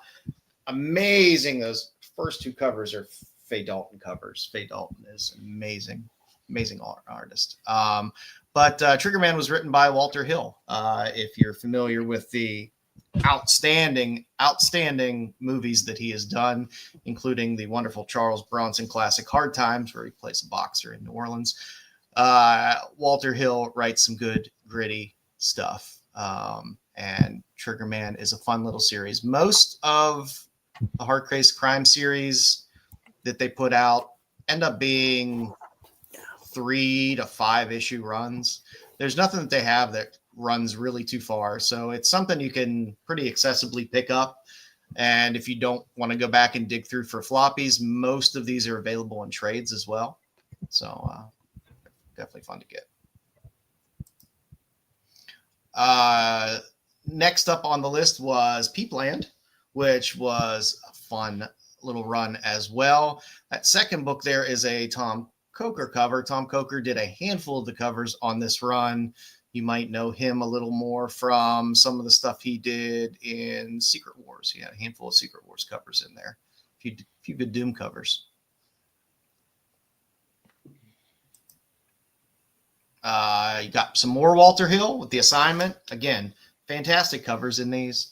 They're not long runs, so they're really good reads, as well as having some fun art as well. John. So you get a lot of really good stuff with this label. What time frame are we in for these? This is, I think The Assignment was around like 2019, maybe 2018, 2019. None of these are that old that are out there. This is stuff you can find floating around in boxes out there, pretty cheap. And again, the trades are out there as well. But they're fun stories to read. They're very well written. Again, Walter Hill has written a shit ton of screenplays and done a lot of really good movies. So you have quality writing in these. You have quality art, and it's a nice combination because a lot of us look for our cheesecake books, which tend to be a lot of cover candy, or we have books that we really like to read, which may not have the best art. These tend to give you the best of both worlds. So it's nice. The whole series, the whole Millennium series. Yeah, Girl with Dragon Tattoo. I think it was 3 issues that ran through. The Girl Played with Fire, Girl with the Hornet's Nest, and The Girl Danced with Death. So if you are a fan of that whole series or the movies, the comics are equally as good. Great covers, great art, and reprinted through in comic format, which is nice. The movies were right. Roger Gray. Yeah. Yeah, well, the originals were great. The remake was okay as well. The Dutch ones, you mean? Yeah. Right? Yeah, he was Dutch. Normandy Gold, or was he Swedish? I forget whether he's Swedish or Scandinavian. We'll just say Scandinavian. How about that? Like that covers the fjorded areas. Normandy Gold, another great series with a lot of really, really fantastic covers. The third one over there is what? Claudia Caronata. She has a lot of work in there. I think the second cover there is Elias Chizokis. I'm very bad with that long Greek name, and I always botch it. But he does a lot of the Cheesecake covers that we like. But you can pick up some of his work there as well. Yes, the New Mirror Piece movies were absolutely fantastic. There was a real short run series, Quarry's War, which was a Max Allan Collins little run. He is the person who wrote Road to Perdition. If you've ever seen that movie or read that book. And then you start to get into your Minkies and your Gun Honeys. Minkies had 3 series. The first series was The Girl Who Handcuffed Houdini. You got a nice Mac cover there. You got a Robert McGinnis cover. Robert McGinnis started doing some of the Minky covers. Robert McGinnis has done a lot of pulp work, not a ton of comic work. So if you are a fan of pulp artists in comic covers, you can get some really good Robert McGinnis covers out. Would you say you have to go to a fairly large LCS to find some of these things in the wild? Or I've never seen any of these books in like any of my LCSs. Not even in the boxes. I mean, the Gun Honey stuff and the Minky stuff now. Oh, yeah, the Gun Honey is very popular right now. But and the Minky stuff I can find at my LCS. Some of the older stuff, I dug a few of the Girl with Dragon Tattoo and some of the other Millennial series. I've dug those out of dollar boxes before. So they are out there. They're not huge print runs, but they are good quality books that you can find out in the wild. And when you find them, a lot of times they are pretty cheap. But again, they're good reads. It's amazing art, great covers. Even the interior art in a lot of these is really fantastic. You got some Mickey Splain. They did a few Mickey Splain Mike Hammer series as well. There's a McGinnis cover there on the first cover there, and a Faye Dalton cover. I think the second 2 are both Faye Dalton covers. So if you like your detective stuff, again, it's a Max Allan Collins who did Road to Perdition. So you're getting really top-notch writers on this stuff that aren't necessarily normally comic writers. So you're getting quality story out of this, not Wolverine dying and coming back 30 times. Who? I'm not even going to say Straczynski's name again. I'm just going to say it there and not try to say it again. But he had a series that went through Breakneck with some fun covers there. It was a little, I think, 3-issue run. The Miss Tree stuff. Miss Tree goes back to the early 80s. Eternity label had Miss Tree stuff. DC had Miss Tree for a while. So this reprints a lot of that old stuff. But Miss Tree is good, fun, old school detective stuff. And again, it's Max Allan Collins writing stuff. So it's good stuff. And to find them reprinted in these comics is nice. You can go back and find the DC ones as well for Miss Tree, and you can find them in trades as well.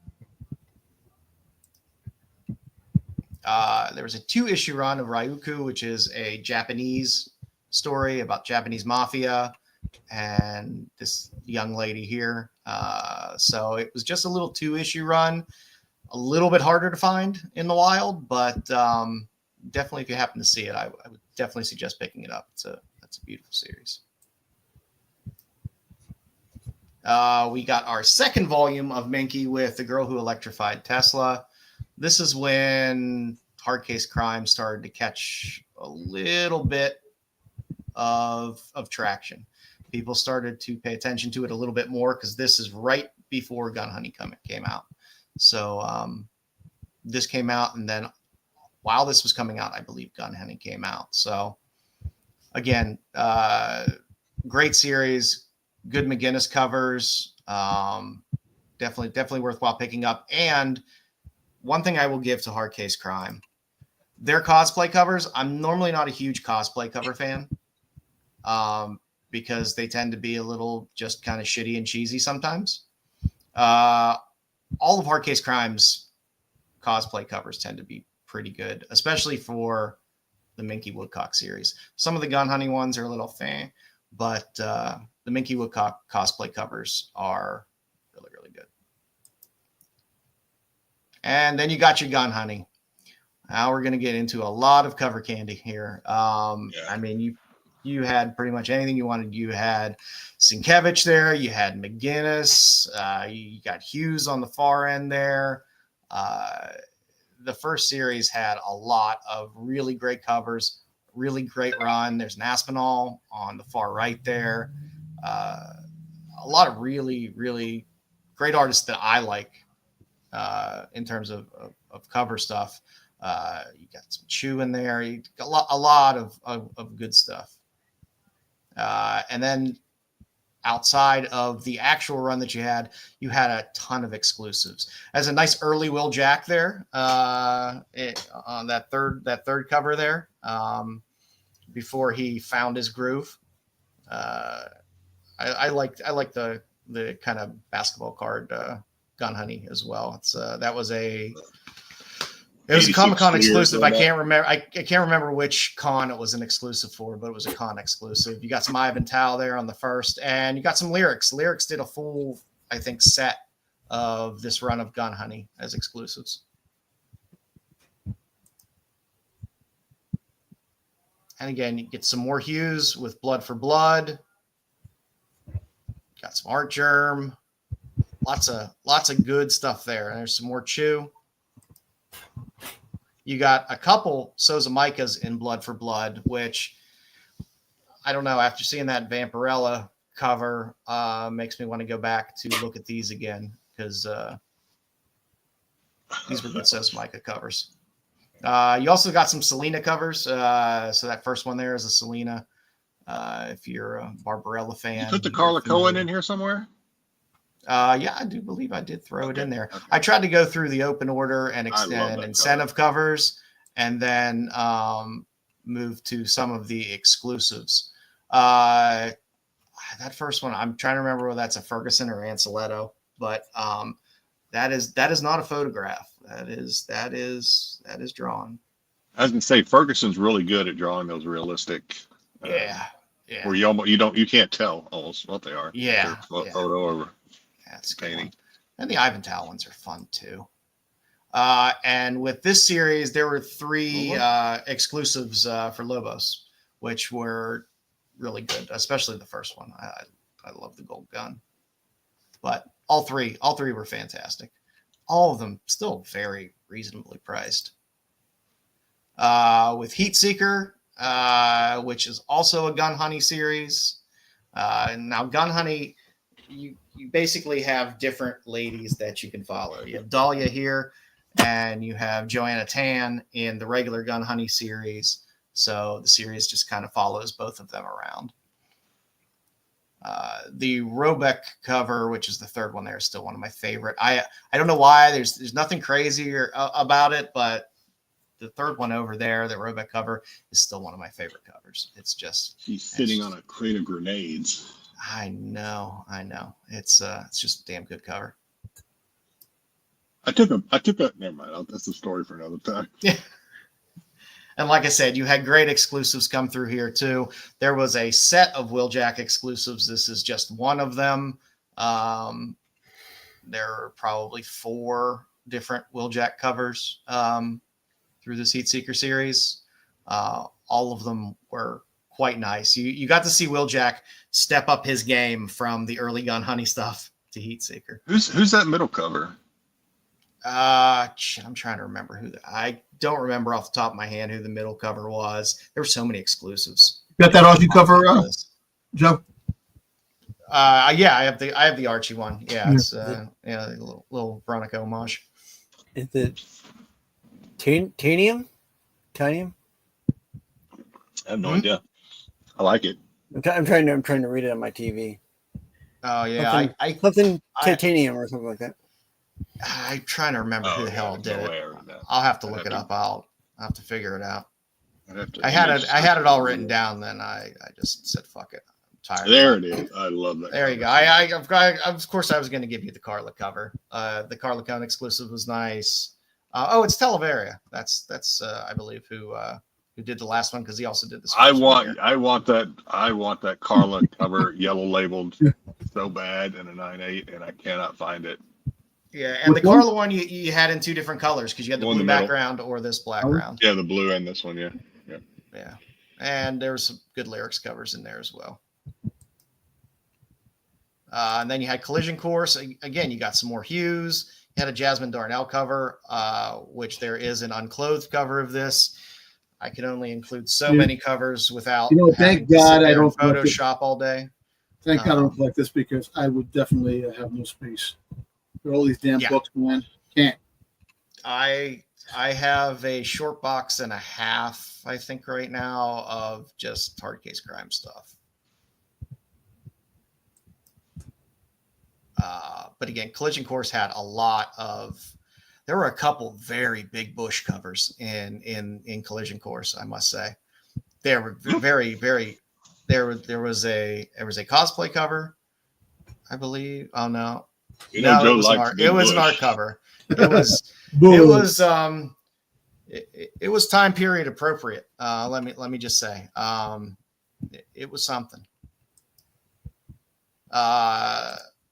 Greg and Fake had the fashion cover, which I love. Greg and Fake, who do Santos Sisters, had an exclusive. The fashion cover was just fun. I couldn't pass that up. Poulat started doing a bunch of gun hunting covers as well. So there is a full set of Poulat. From this point on, Poulat pretty much was doing an exclusive for every issue of gun hunting. You do have the Ickpot, of course. You want to know the weird thing about that Ickpot? Is for the booths are small for Ickpot. Oh, they are. They're very small for Ickpot. Normally, it's a very restrained Ickpot cover. But it's still broads, boobs, and guns. He exercised restraint on this one. And there was also a couple Rare Temper covers as well.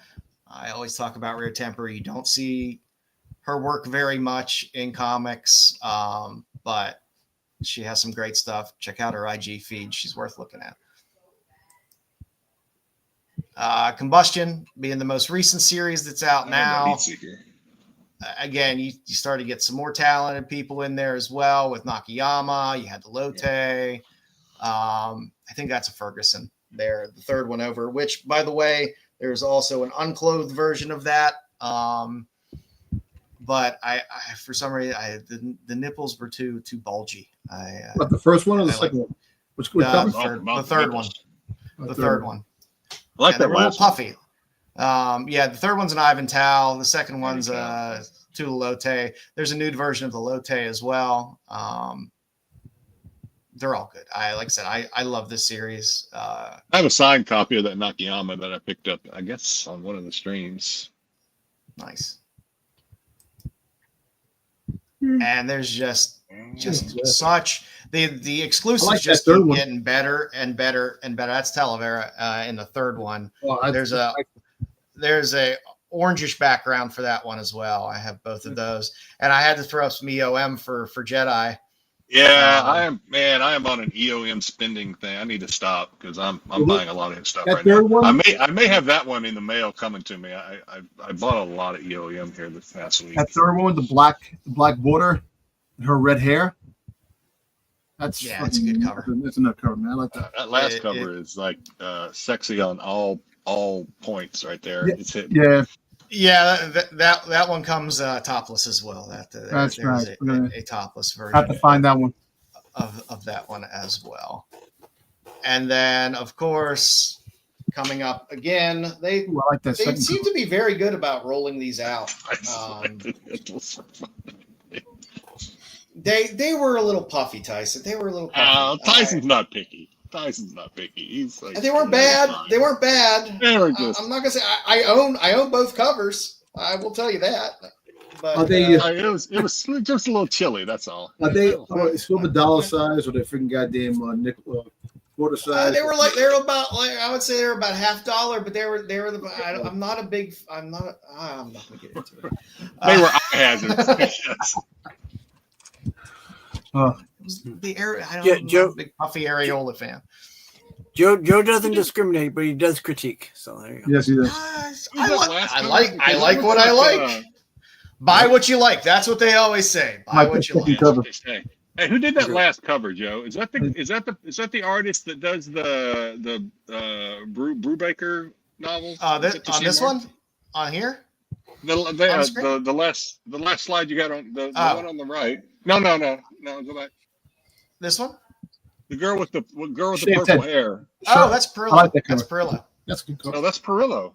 Yeah, Oh, yeah. okay. Perillo's doing Perillo's doing the cover looks for like this. whoever does Brubaker's illustrations to me. Yeah, you got the Art Germ covers in there as well. So we will be getting a new Heat Seeker series Exposed coming out. Like I said, they keep them coming out pretty regularly, which is nice. And again, they're not long runs. Like 4-issue runs. I agree with you, Terry. I brought it up on this show before that Shikari has his yeah. I don't his form is not right. They look weird to me. So thank you for validating my opinion on Shikari. I won't disagree with you there. I won't disagree with you there, Terry. But so I hope you enjoyed looking at some of the stuff that's out there from Hardcase Crime, because people just see it and they think, oh, gun honey, and don't think about some of the other stuff that's out there that you can dig for that's cheap, which again, they're good reads too. The older stuff especially is really good reads. It's become it's become a cover candy book for the most part, but it is still a good read.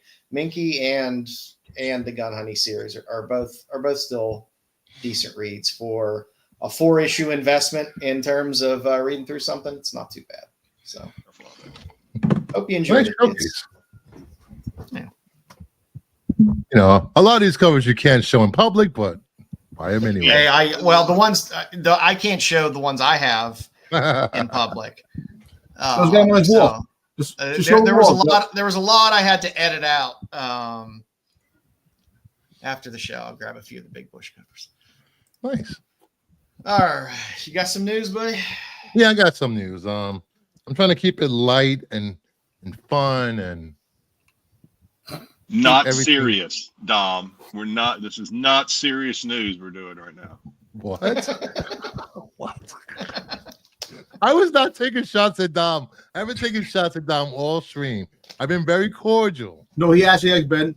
And listen, and I'm not going to lose. I'm not going to have any trigger points. I'm going to tell you that. After seeing him cry and emote so much during that reaction video, I can't be mean to Dom anymore. He's getting what you guys were best buddies on that, dude. I was like, maybe that's what was bothering me about it. I think you're the trigger for us. Friendly. Come on, man. Okay, it's all me. Got it. Come on, that trailer really is emotional, man. It was great, man. It's awesome. I can't wait till that movie comes out, man. All right, let's get to the news. All right, first up, new Starship Troopers film is in development at Sony. Nim Blomkamp is directing. Will be a faithful adaptation of the novel. It's not a reboot of the 1997 film. I like the 1997 film. You know what? Didn't they have a series? No, Did they make it's a a reboot reboot of of the a couple of IP. prequels, They had at and least they had a 3 series. movies. They had a did they have a cartoon? There was a cartoon, I right? think they had, Good. I like I think that they had a part. couple direct to video. Yeah, there were sequels. Yeah, they were direct to video. Yes, So, you wanna- they were not good. I you want to hear a little bit of useless trivia here from. So when I was still active Content duty. beef. Content Huh? beef. Oh yeah. Go ahead. No, go ahead. If you want to do some trivia, go ahead. No. I'm just saying you. I didn't say that about trivia. I said, well, maybe I did. So when I was active duty, this Starship Troopers was required reading by the Chief of Naval Operations for his officers in the Navy. So was Ender's Game, I believe. But this, I could not believe it when I saw it on the reading list from the Chief of Naval Operations. That's awesome. Starship Troopers. Yeah, Yeah, there you go. I just thought that was crazy. You're doing his part. Yeah, I'm excited. Bloomcamp is. I don't know how I feel about this, to be honest with you. District 9 was a good fucking movie. I like the original a lot. So I mean, it was campy, it was popcorn. The book is not campy. The only good bug is a dead bug. Like good bug is dead bug. All serious and stuff, and that might. Yeah. So if you go to Australia, the bugs are this size. So don't worry about it. It was filmed in Australia with real wildlife. Real life, exactly. Yeah, I talked about this earlier on my channel with Max, and apparently one of the themes of the book is everyone has to serve in the military. It's required to vote. Yes, that was in the movie too. Was it in the movie? Did I miss that? Oh, okay. Yeah. In order to be a citizen, you had to do. Yes. You had to do public service, and military was one way. There were other ways, I think, to gain citizenship, but military was one way to do it. Yeah. Yeah. So I like the fact that they're going with a serious tone of the book. You know, I need some sci-fi right about now. Some good classic sci-fi themes. I mean, granted, yes, it's a known IP, but it's not. That's not the way they're going with it. You know, it's not like, hey, we're continuing Starship Troopers. Expect something similar. Hey, do they bring back some of the cast members just for like cameos? I don't think so. Michael Ironside, or well, he died in the movie. I mean, they could. But he died. Yeah, he did die. Yeah. He could use his voice. Yeah, and Denise Richards is a little hard looking. Yeah. Hey, you got. And how he didn't choose, how he chose to bring Judy Hauser back. Yeah, he looks the same to me. He looks like the same person nowadays as he did back then. Neil Patrick Harris. Yep. Harris. I'm sure Casper Van Diem isn't doing anything. Ironside, is he still alive? Ironside? I think so. He might have died in the trilogy though, but if they're going to restart it, I guess it doesn't matter. But he died in the first one. I don't know. Casper Van Diem put him out of his misery in the first one. Yeah.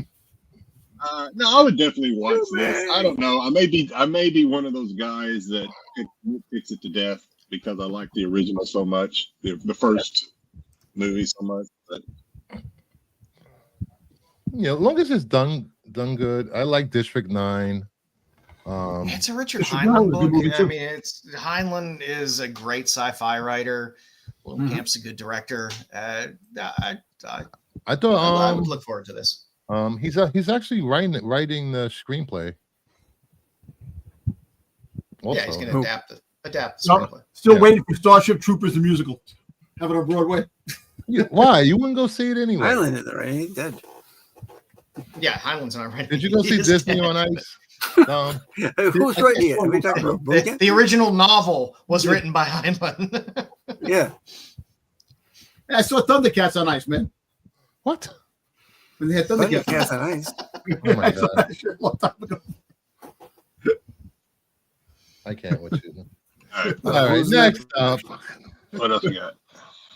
What do we got? Oh, what's going on here? Oh, there we go. Lilo and Stitch is Walt Disney Studios' second most viewed live-action trailer debut of all time, with 158 million views. 150 of those million views was Dom. I was going to say, you said it. You said it before I could. Yeah. I don't care, man. I don't care. What you I love that little fucker, man. It's awesome. He just had it on repeat. I kept looping it. Yeah. Kept looping it. Hit it again.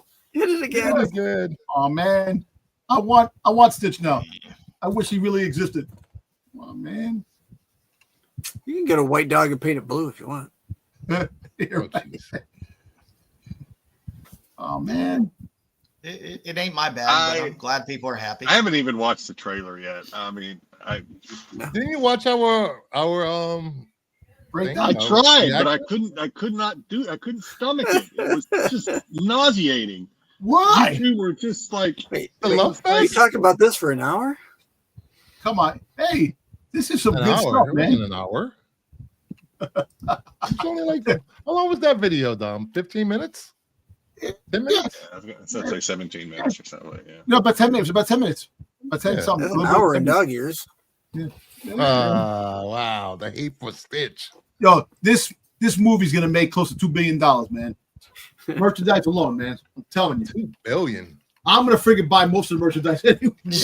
Don't you have all the pops? Well, I'm still missing some of the pops. Now they're gonna have pops for this. Just go to Ollie's. They're still on the shelf. Dude, they have a shitload of new ones coming out now. Yeah, have pops at Ollie's. Yes. Stitch is blue neon. Stitch holding a bat. Stitch with a ball in his mouth. Stitch hair rollers in his hair. What hair? Okay. You know, friggin' drunken Stitch. Friggin' Stitch with the ducks. Yeah, Dom know about the escapades. Styx. Stop. Oh, Styx. I keep saying Styx. Never mind. I got Styx on the mind. Come on, man. This is going to be a great movie. This is the type of movie where we need. Hopefully, it's a movie nobody can bitch about. It's just a fun movie, man. If people want to go see it, enjoy the character. There's no bad buzz about it. They're already bitching online about it. People always bitch. Yeah, of course they are. They always. It's the rogue argument.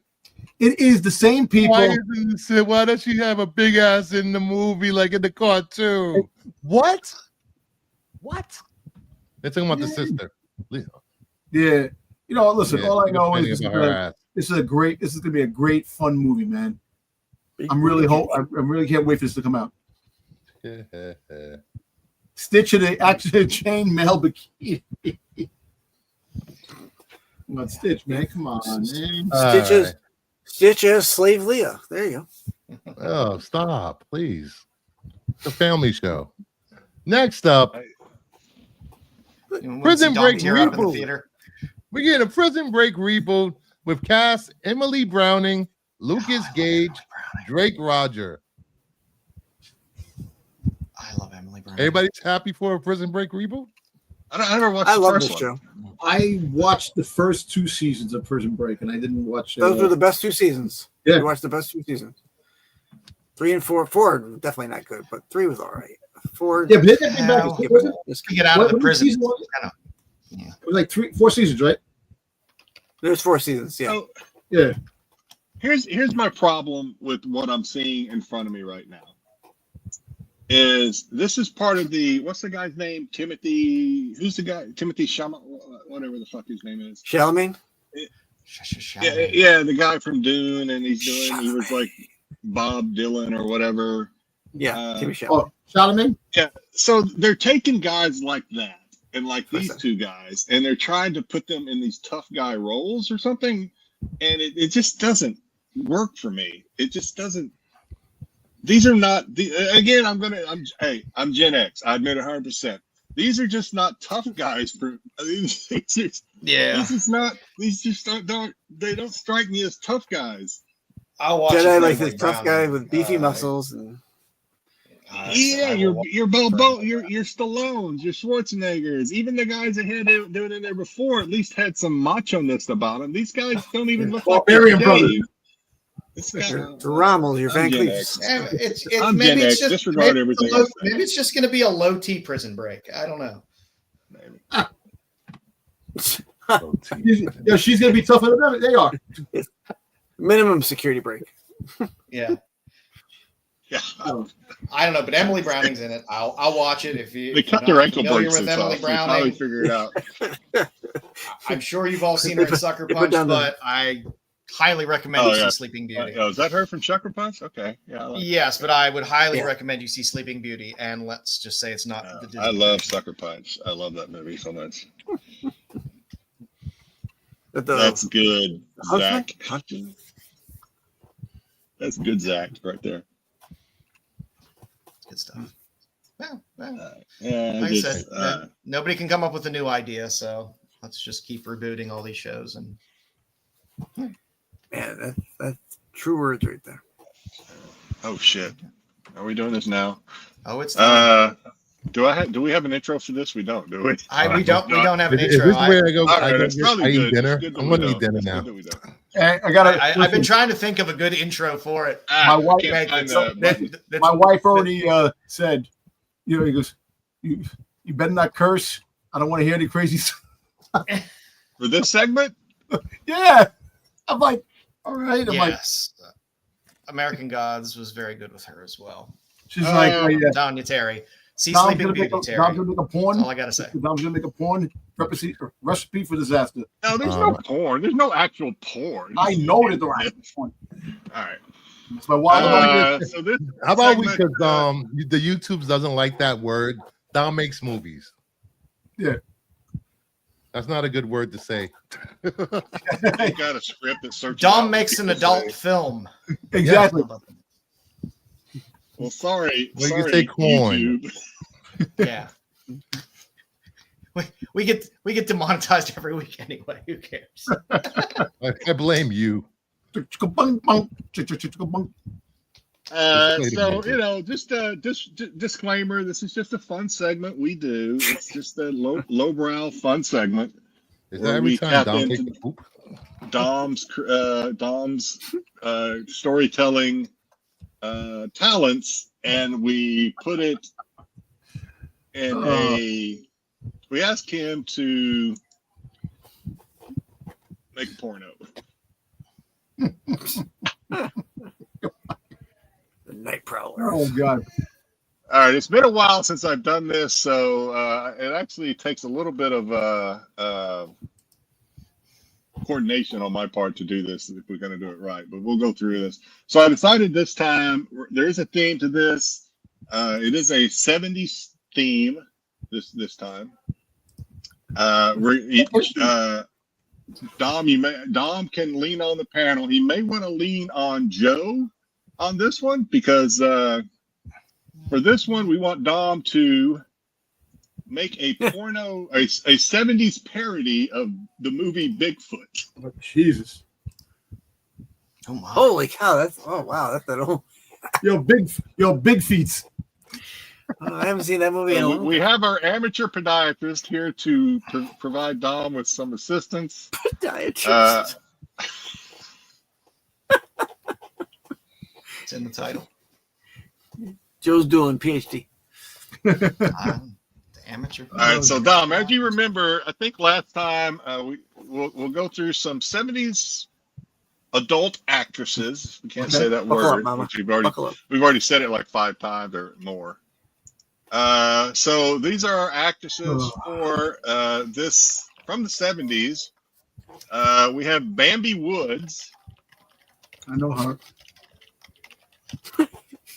She stayed at my hotel. We have we have Linda Lovelace. Oh, I remember her. We have Colleen Brennan. Right. We have Gloria Leonard. We have the infamous Marilyn Chambers. Yep. Mm-hmm. This is where we go off the rails, exactly. We have Kitten Navidad, if I'm saying her name right. Well, she had some big boobies. Yes. We have Veronica Hart. She's definitely in it. She's going to be definitely in it. We have Honey Wilder. We have the more than Seika. Seika. Yep. We have little Oral Annie, who looks a lot like Sarah Jessica Parker. Yep. She does. And then we have Kay Parker. Okay. All of these are top adult actresses. Bruce was gone. He always does this. He wants he doesn't want to be blamed for any of this. All right. So these are your actresses that you have to choose from. Okay. Now, how many of these actresses are you familiar with, Dom, from the 70s? Well, I'm definitely familiar with Linda Lovelace and friggin' Marilyn Chambers. I'm definitely those two. You know, I would say you're not familiar with Seika?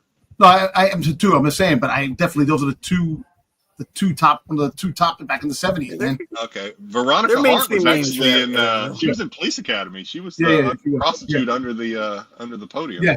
Yes. Yeah. So if I'm going to use any crossover actress. She made it. She went to mainstream. She went to mainstream. Typecast. Come on, she was typecast. Zaggy wasn't born yet. Yeah, a lot of these were probably before most of this time. All right, so we do. You can't have a adult film without you got to have some male actors. So we have Ron Jeremy. Oh Jesus. We have John Holmes. John Holmes. Harry Reeves. Oh yeah. John Leslie. And then you have Long Dong Silver. Yeah, no Long Dong Silver. I thought that was I looked real quick. I thought it was Corbin. Yeah. Yeah. Well, these women nowadays are the age of the women he dates, so it works out quite well. Yeah. That's all right, Dom. So this is where I have to give me a second. I have to pull up. All right. Oops, nope, wrong one. I'm still not there yet. All right. So, Dom, remember we're doing a parody of the 1970s Bigfoot movie, and I've never seen it. I don't know who that has. I wasn't going to do that. I can't remember. I've seen it a long time ago. I haven't seen it. Wasn't going to do it. Okay, so Styx can probably help you out. I remember a long time ago. Yes, this is back in the day where you had to work for it. There was no internet. You so to work for it. Scene one. Well, okay, we're gonna do a little different here, Dom. You're gonna be able to use all of the ladies, so you get to choose any of them. I'm gonna choose. Well, I already I got 4 of them on my mind. What I'm gonna choose. All right, so who are you gonna choose to be? Yeah, Linda Lovelace, Marilyn, Kitten, and Seika.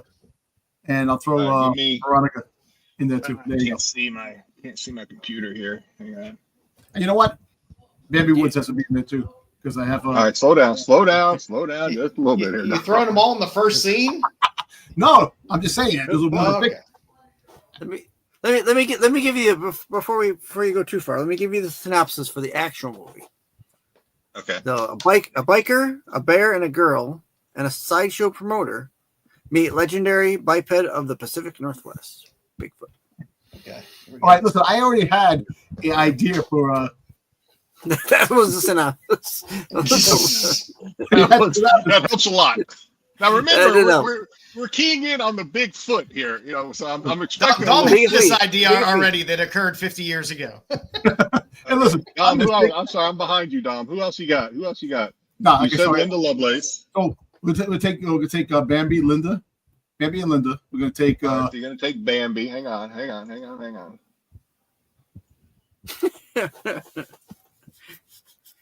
You get the hair for it. And who else? Get the hair for it. Linda. You already got Linda. I got Linda. Okay. Oh, you got Marilyn Chambers. Okay, Marilyn Chambers. All right. Whoops.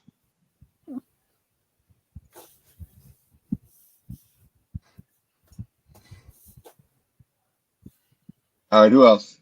Kitten. Did you say Kitten? Kitten. Yeah. Yeah, I did. All right. You got to get a little. Definitely want her in there. You want some Tata action? Okay, got it. All right. Some one more. I'll give you one more. Sika. Sika. Interesting you pronounce her name Sika. I don't know the correct way to pronounce her name, if it's Seika or Sika, to be honest with you. That's what she got. Okay. There you have it. We have Bambi, Linda, Marilyn, Kitten, and Seika. All right. Give us your scene. Well, actually, I'll let you choose. I'll let you go with any of the guys since we only have 5 guys.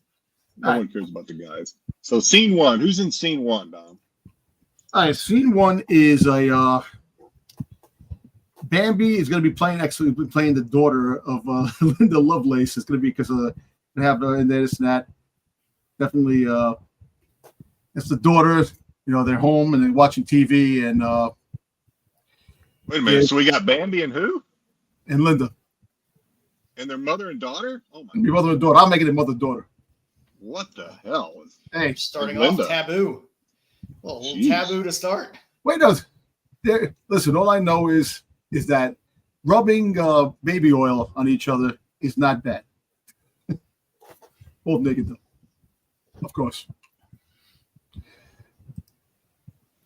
Yeah, so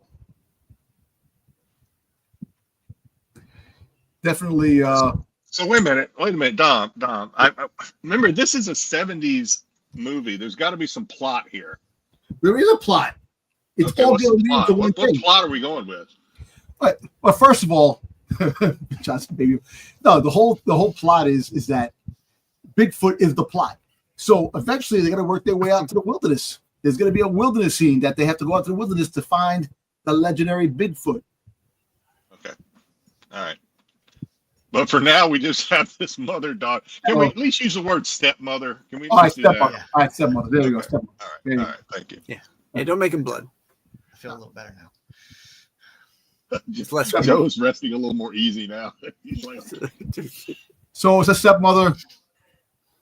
Bambi's dad disappeared. We don't know where he is. okay, I don't like where this is heading. We don't know where he is, and he could have been part of the shenanigans with Bigfoot. Who knows? But anyway, make a long story short, they're home and they're talking and this and that. And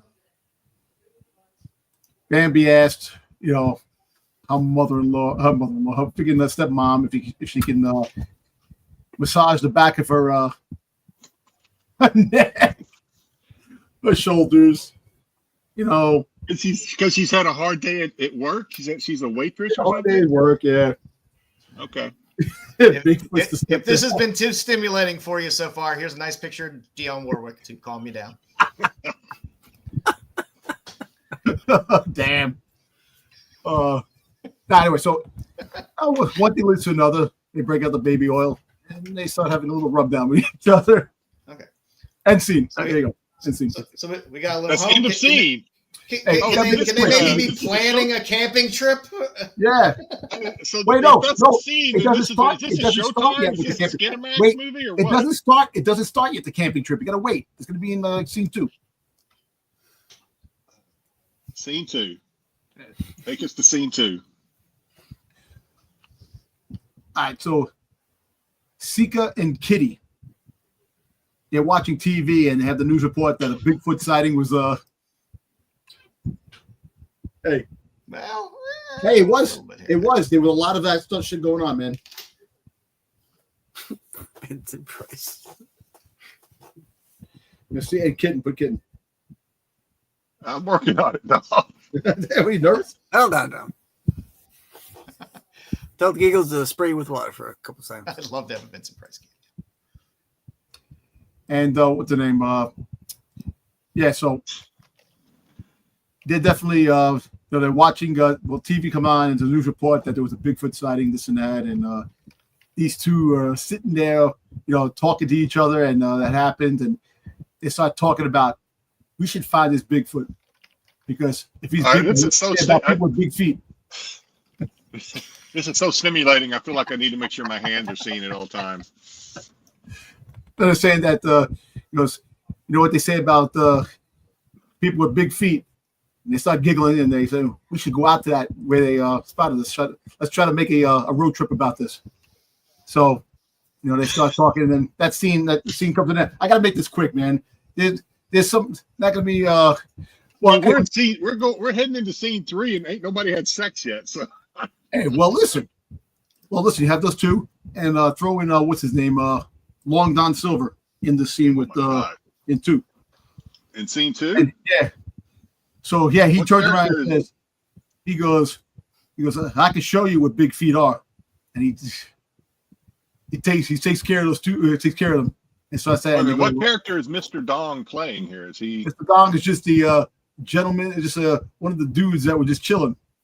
Okay, there's a problem in there. He's just a chill guy. He's a chill guy. What is the setting? Now, just to clarify, you were in a movie before, right, Dom? Yeah, I was. I was writing a Diddy party. So wait a minute, we've got Seika and we've got Kitty. They're watching TV in their living room, and Mr. Dong is just hanging out. No. They were watching TV at a place, and he was like one of the guys. They were like in a they're like in a bar or something, watching TV. Yeah, a bar watching thing, and he was there. Okay. And he was talking to them. All right. And he's like, listen, he goes, you don't need to find this Bigfoot. I can show you Bigfoot. So that would be Is he referring to his namesake, Mr. Dong? Exactly. Okay, the Long Dong. Okay. Yeah. So with that, you're figuring at that time they were talking back and forth, and you have Ron Jeremy and John Holmes right up in motorcycles. Wait a minute, what scene are we in now? No, it's scene 2 still. They come into the park. Oh my God. Jesus Christ. There's a lot going on. Hey, there's a lot going on with that scene, man. Scene 3 is going to be the figure orgy.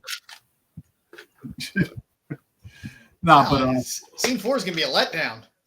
Scene 4. And then they all too much build up. Too much. There's no build up to this. Exactly, man. Movie said plot. You're right, man. Back in the 70s, man, there was more of a plot to the type of thing I can't figure out. You give me something now, I'll do something now. I'll do a freaking goddamn Star Wars porn. I don't know what's going on.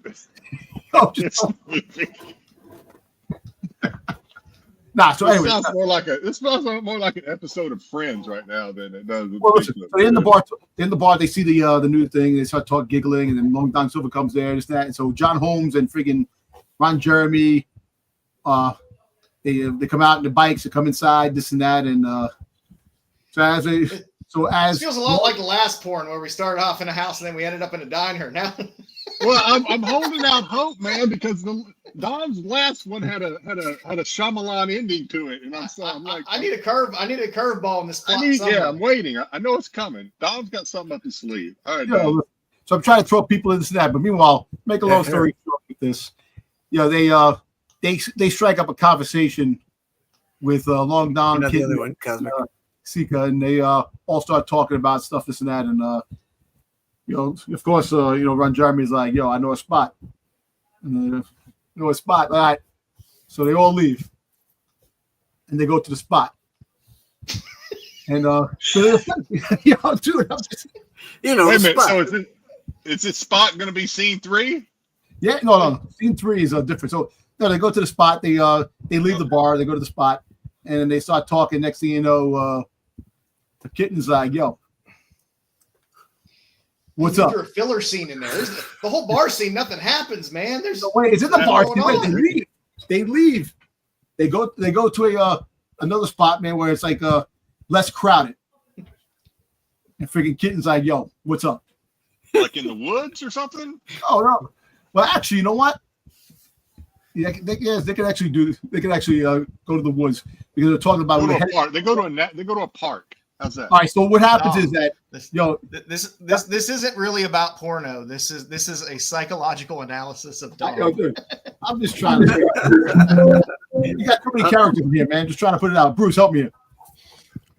What? Don't look at me. I'm not directing this mess of a film. No, all right. Look, so I will not have my name attached to this film. So listen, John Holmes, and freaking. Oh my God! You're trying to get a whole cast AIDS?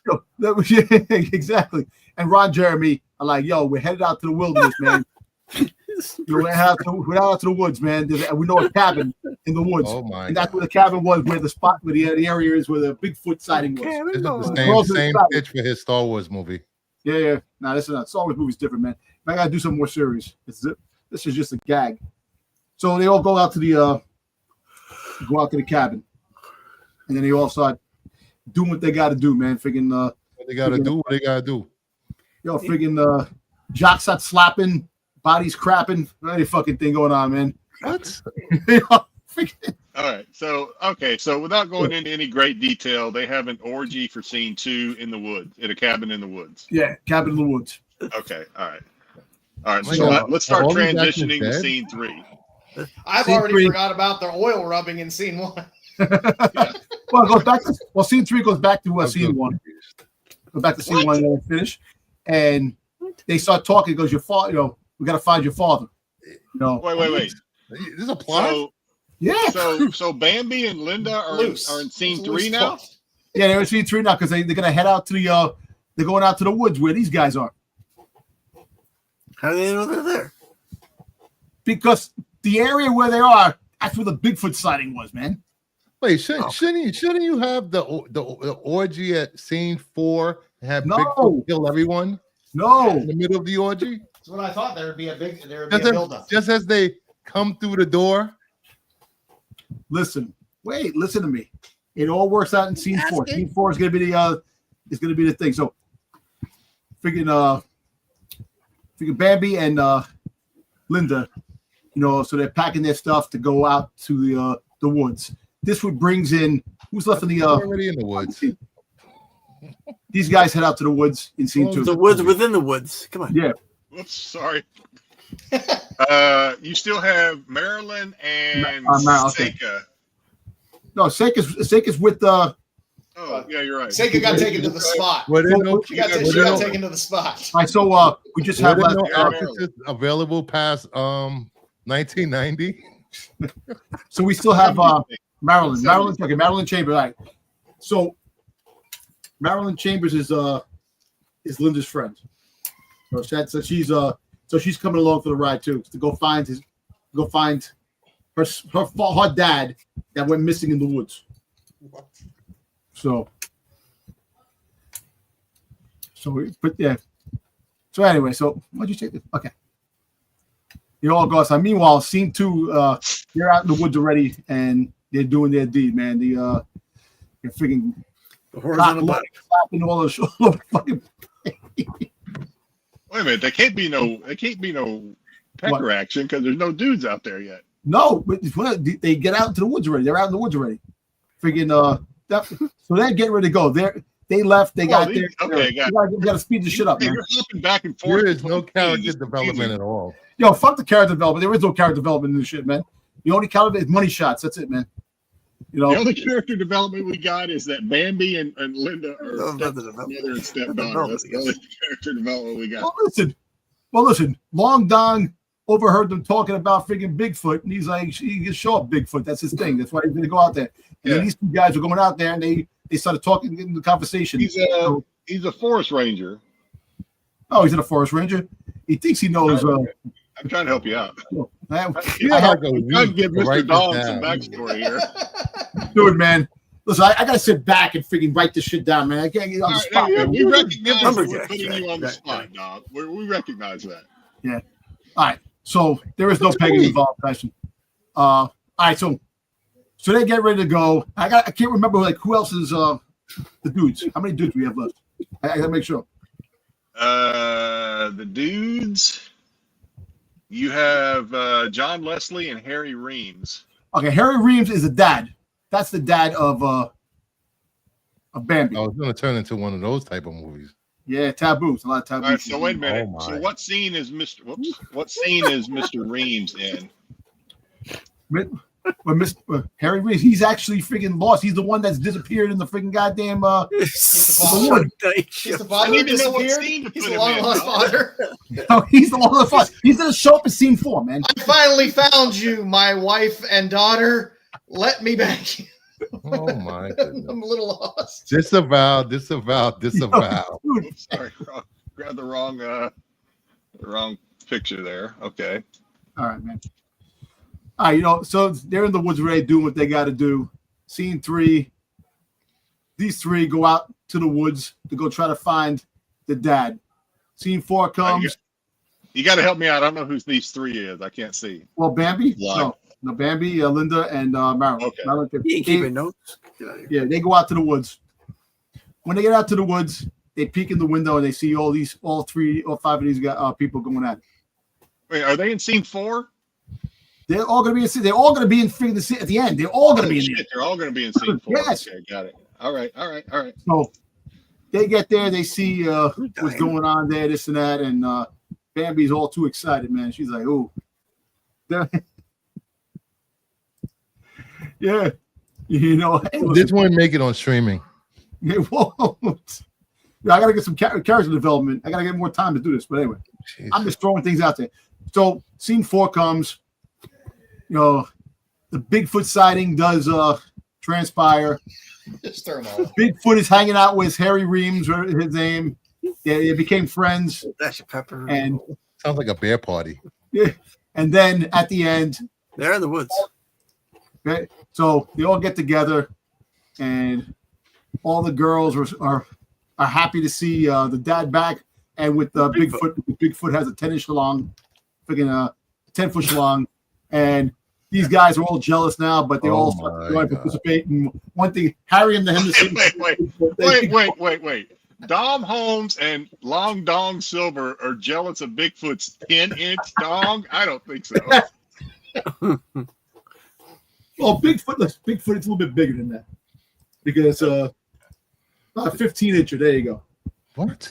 Oh boy, you're trying to kill people and impale people? But all the girls like it. He's throwing that over his shoulder when he walks. Listen. What did that just mean?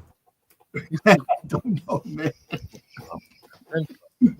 A 10-foot shalom. He's a 10-foot. 10-foot, man. So a whole bunch of shit goes on, man. There's fisting, there's pissing, there's shitting. Whoa. Oh, yeah. That modifier. I hope Pete wasn't counting on any money from this.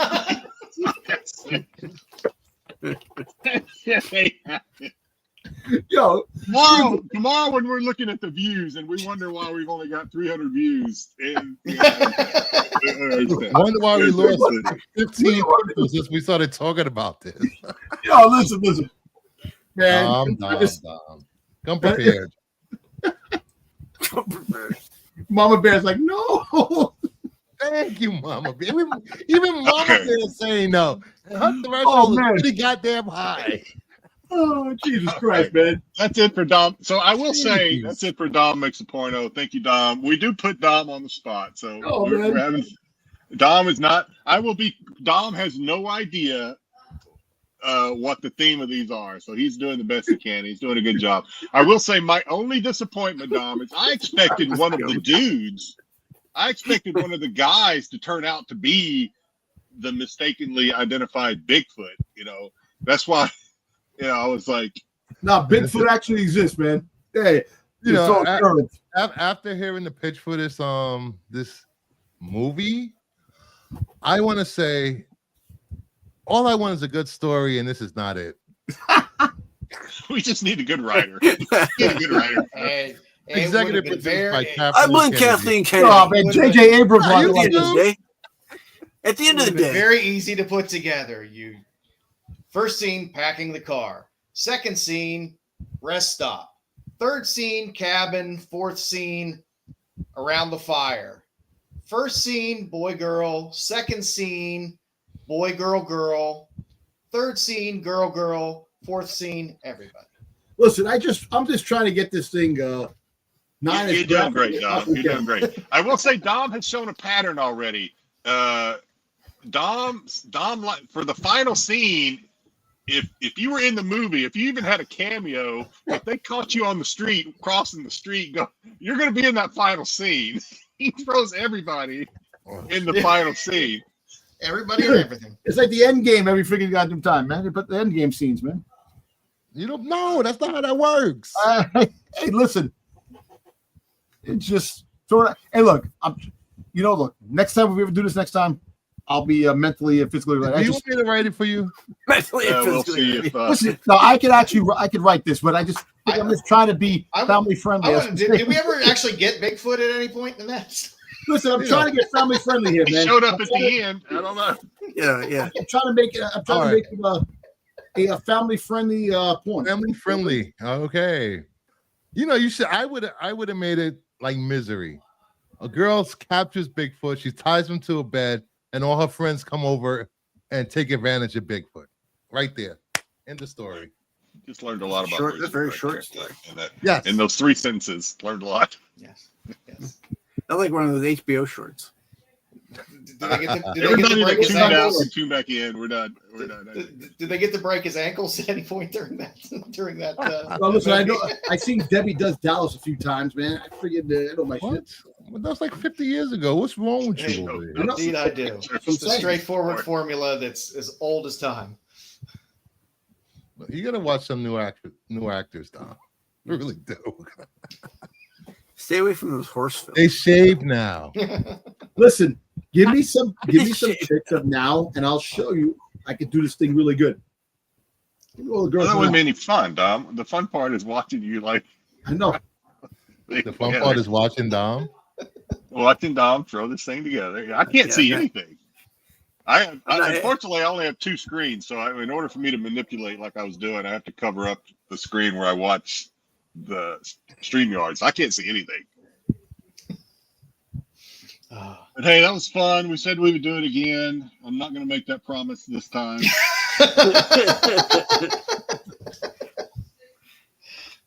Well, it was something. It was something. Yeah, look, Bigfoot. It's like Harry and the Hendersons, man. There you go, man. Goddamn shit, man. Well, I don't know. It was definitely unique. It was a unique segment. I always enjoy seeing the way Dom's mind works through coming up with these stories. Oof. I don't know, Ty. We'll see. That was worth giving it another shot. Definitely. We lost half our viewers during that segment. I don't know what we normally do about this time of the show anyway, but it's okay. Well, if you haven't subbed up, you're probably not going to now. But if you haven't, go over and sub up at Rennavision. If you haven't subbed up over at Bruce's channel over at Kingdom of Nerds _ sub up to Styx's channel, which will apparently at some point have a Doctor Who show. And I have a channel too. So Bruce, what you got on tap? What I have on tap? I do. Mama. I should. Advertising. I'm going to share it with my church group. This Sunday, I will be doing the other comic book show. Might have a special guest. Still working out details. I'm not that special. But it is Spawn related. Appreciate that though. The show will be Spawn related with the guest. It might be a giveaway. One giveaway, just one. It's not gonna be 10. And I've been in episode 4 of On the Hunt comes out next week with me and D Miller. We've been doing pretty good. Get a lot of feedback from you guys, which is pretty good. And back here, and don't forget to sub up to Cliff on Comics and watch the Marco and Cliff show for 3.5 hours almost. Wow, that is something. You know what? Because it's Cliff, I will watch some of it just so he can have some views and some video time. But hard. It's hard. 3.5 hours of Marco. From what I've seen before we started, it was pretty calm, low key. Low key. I was surprised. I was expecting yelling and here's money. Yeah. Do your taxes. That's Clifford's superpower then, if he can keep Marco at a. That's your mom's basement. Yeah. Crazy stuff. Well, if you watch our show, you should also watch the CBSI Hot 10, which precedes our show at 9 o'clock every Friday. Tomorrow night are you guys back to 8 o'clock or 9 o'clock? Is the time? We're back to 9 o'clock now. There we go. So now I don't have to change the slide. Thank you. What you got on tap for SNS tomorrow night, Styx? I don't know. I just show up. More of the same shenanigans you love every week. Come on in and enjoy the show. How's that? For all your Star Wars needs, there's Tales from the Dark Side Sundays. Whenever Marco decides to show up and starts. Now with less rants. Yeah. Yes. 9:15. 9:15. And on Wednesday, as always, you can watch the Totally Awesome Coolest Show with Pete, Marco, Dub, and whoever else might possibly show up on. You never know. Fact Show. You never know. For When all does your cool comic stuff. when does Marco leave for Japan? Do we know? He's leaving. I think maybe a week. April, isn't it? I think he's leaving. Well, yeah, the week before. only a week away. Like 2 weeks away. The beginning, like the second week of April, I think. Can they keep him? No. I think. Speaking of that, I think I'll Will he lose his passport, or will something? Marco will be in Japan during C2E2. Marco will be in Japan. Okay. At Star Wars Celebration. Getting books for Dom. Sure. Yeah, he's got to send me his hotel room so I can have all my stuff from Japan shipped to his room. Yeah. I'm sure that's just what he wants to do. And shit. the Totally Awesomest Coolest Show is on Wednesday still. Yep. Yeah. The flagship show of Rennavision. And shout out to Matt from SNS. Congrats on your journey with your weight loss. Congrats, buddy. Congrats. Definitely. Yeah, you're doing great, buddy. And on Thursday night, we have our wrestling show off the mat. Absolute Geek podcast at 9 o'clock. Me, Styx, and Matt. For all your wrestling needs, if you want Styx and Matt. Me, Styx, Sounds and like Matt. a gang over there. Yeah, you know it. You get to watch all the wrestling. Get to hear about wrestling. So if you're a wrestling fan, Thursday night. If you like that Bigfoot story, stop by on Thursday. Yo, listen, I gotta get better. Are you gonna use wrestlers next time? At the end of the day, I gotta freaking get in the comfort zone, man. Come on, man. I was put in a box over here, and on the side, I had people breathing down my neck. What do you want me to do? Stay tuned on that, Terry. Styx, we're getting momentum behind this Doctor Who thing, Styx, and that's what we want. So we need to keep the gas on and make this thing happen. I think it'll be a lot of fun. I will say I don't remember Terry mentioning that he liked Doctor Who before until tonight. So he probably you're bringing them all out of the woodwork, Styx. Yeah, there you go. I mean, this show is going to be for the Doctor Who lovers and the Doctor Who haters too, because I want the haters to join me over there. And can I get an executive producer credit for the show? Sure. If you haven't subscribed to StyxBoy73, please subscribe. Here's the link for his channel. There you go. Thank you, Bruce. You're welcome.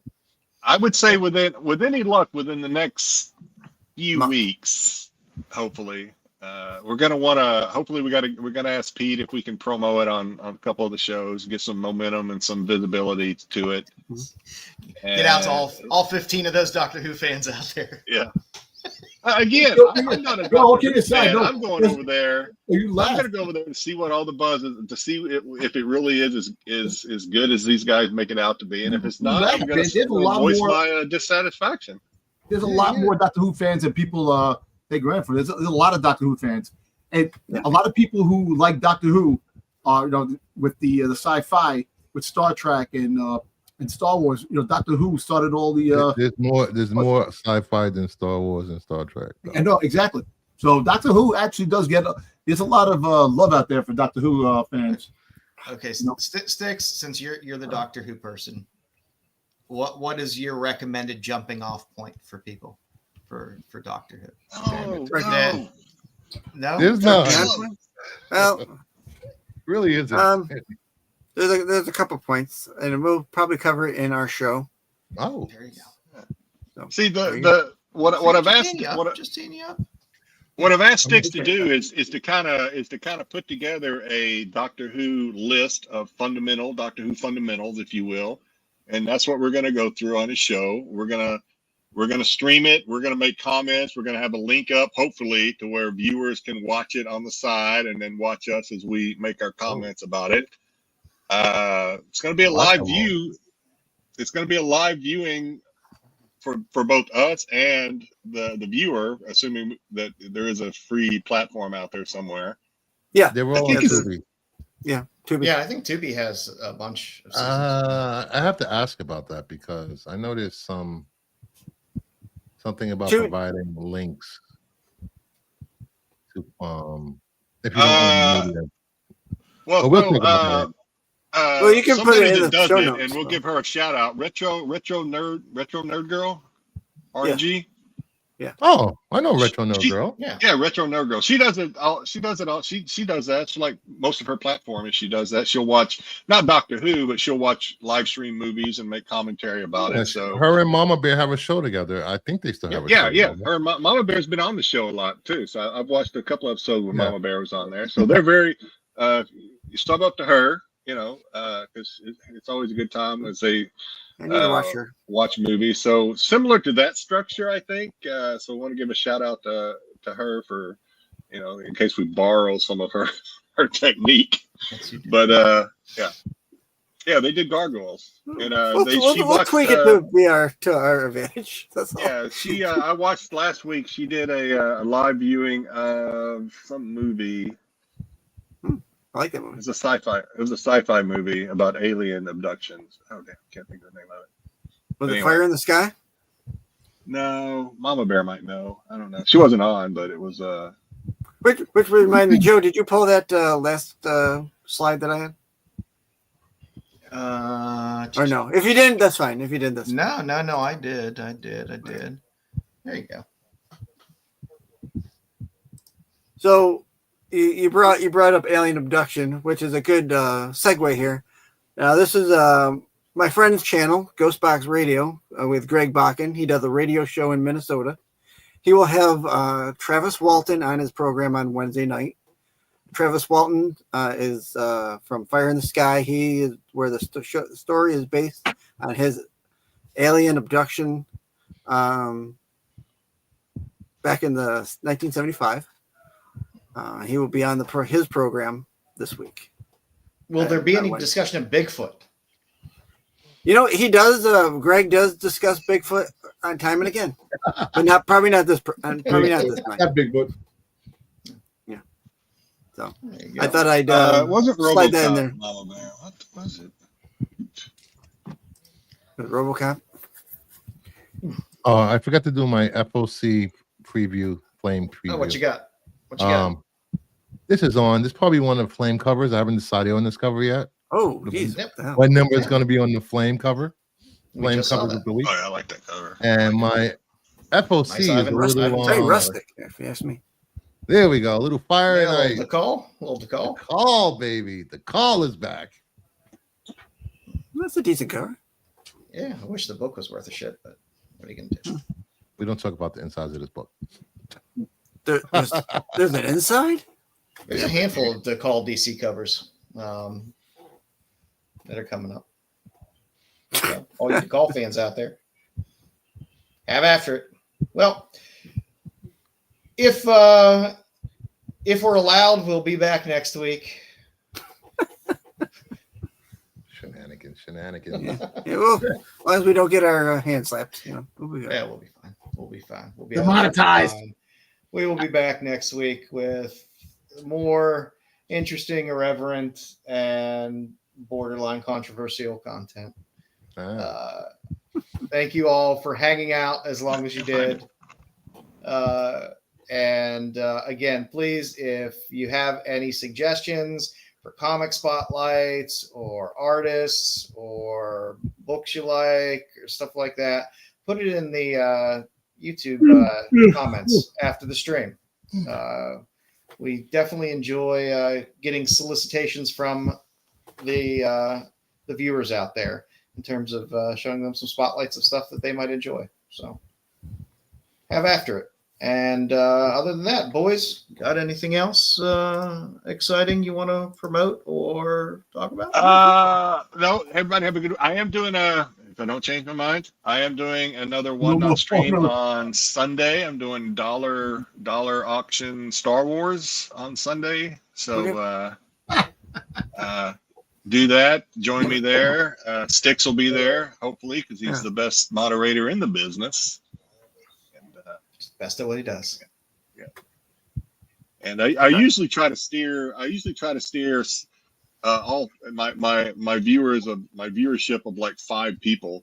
I usually try to steer them towards the Star Wars show.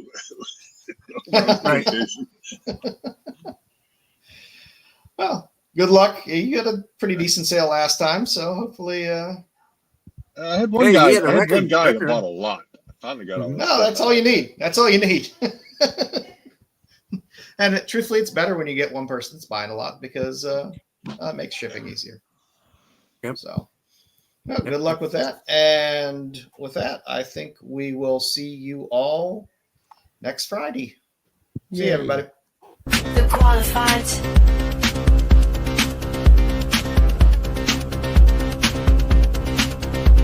The qualified. The qualified.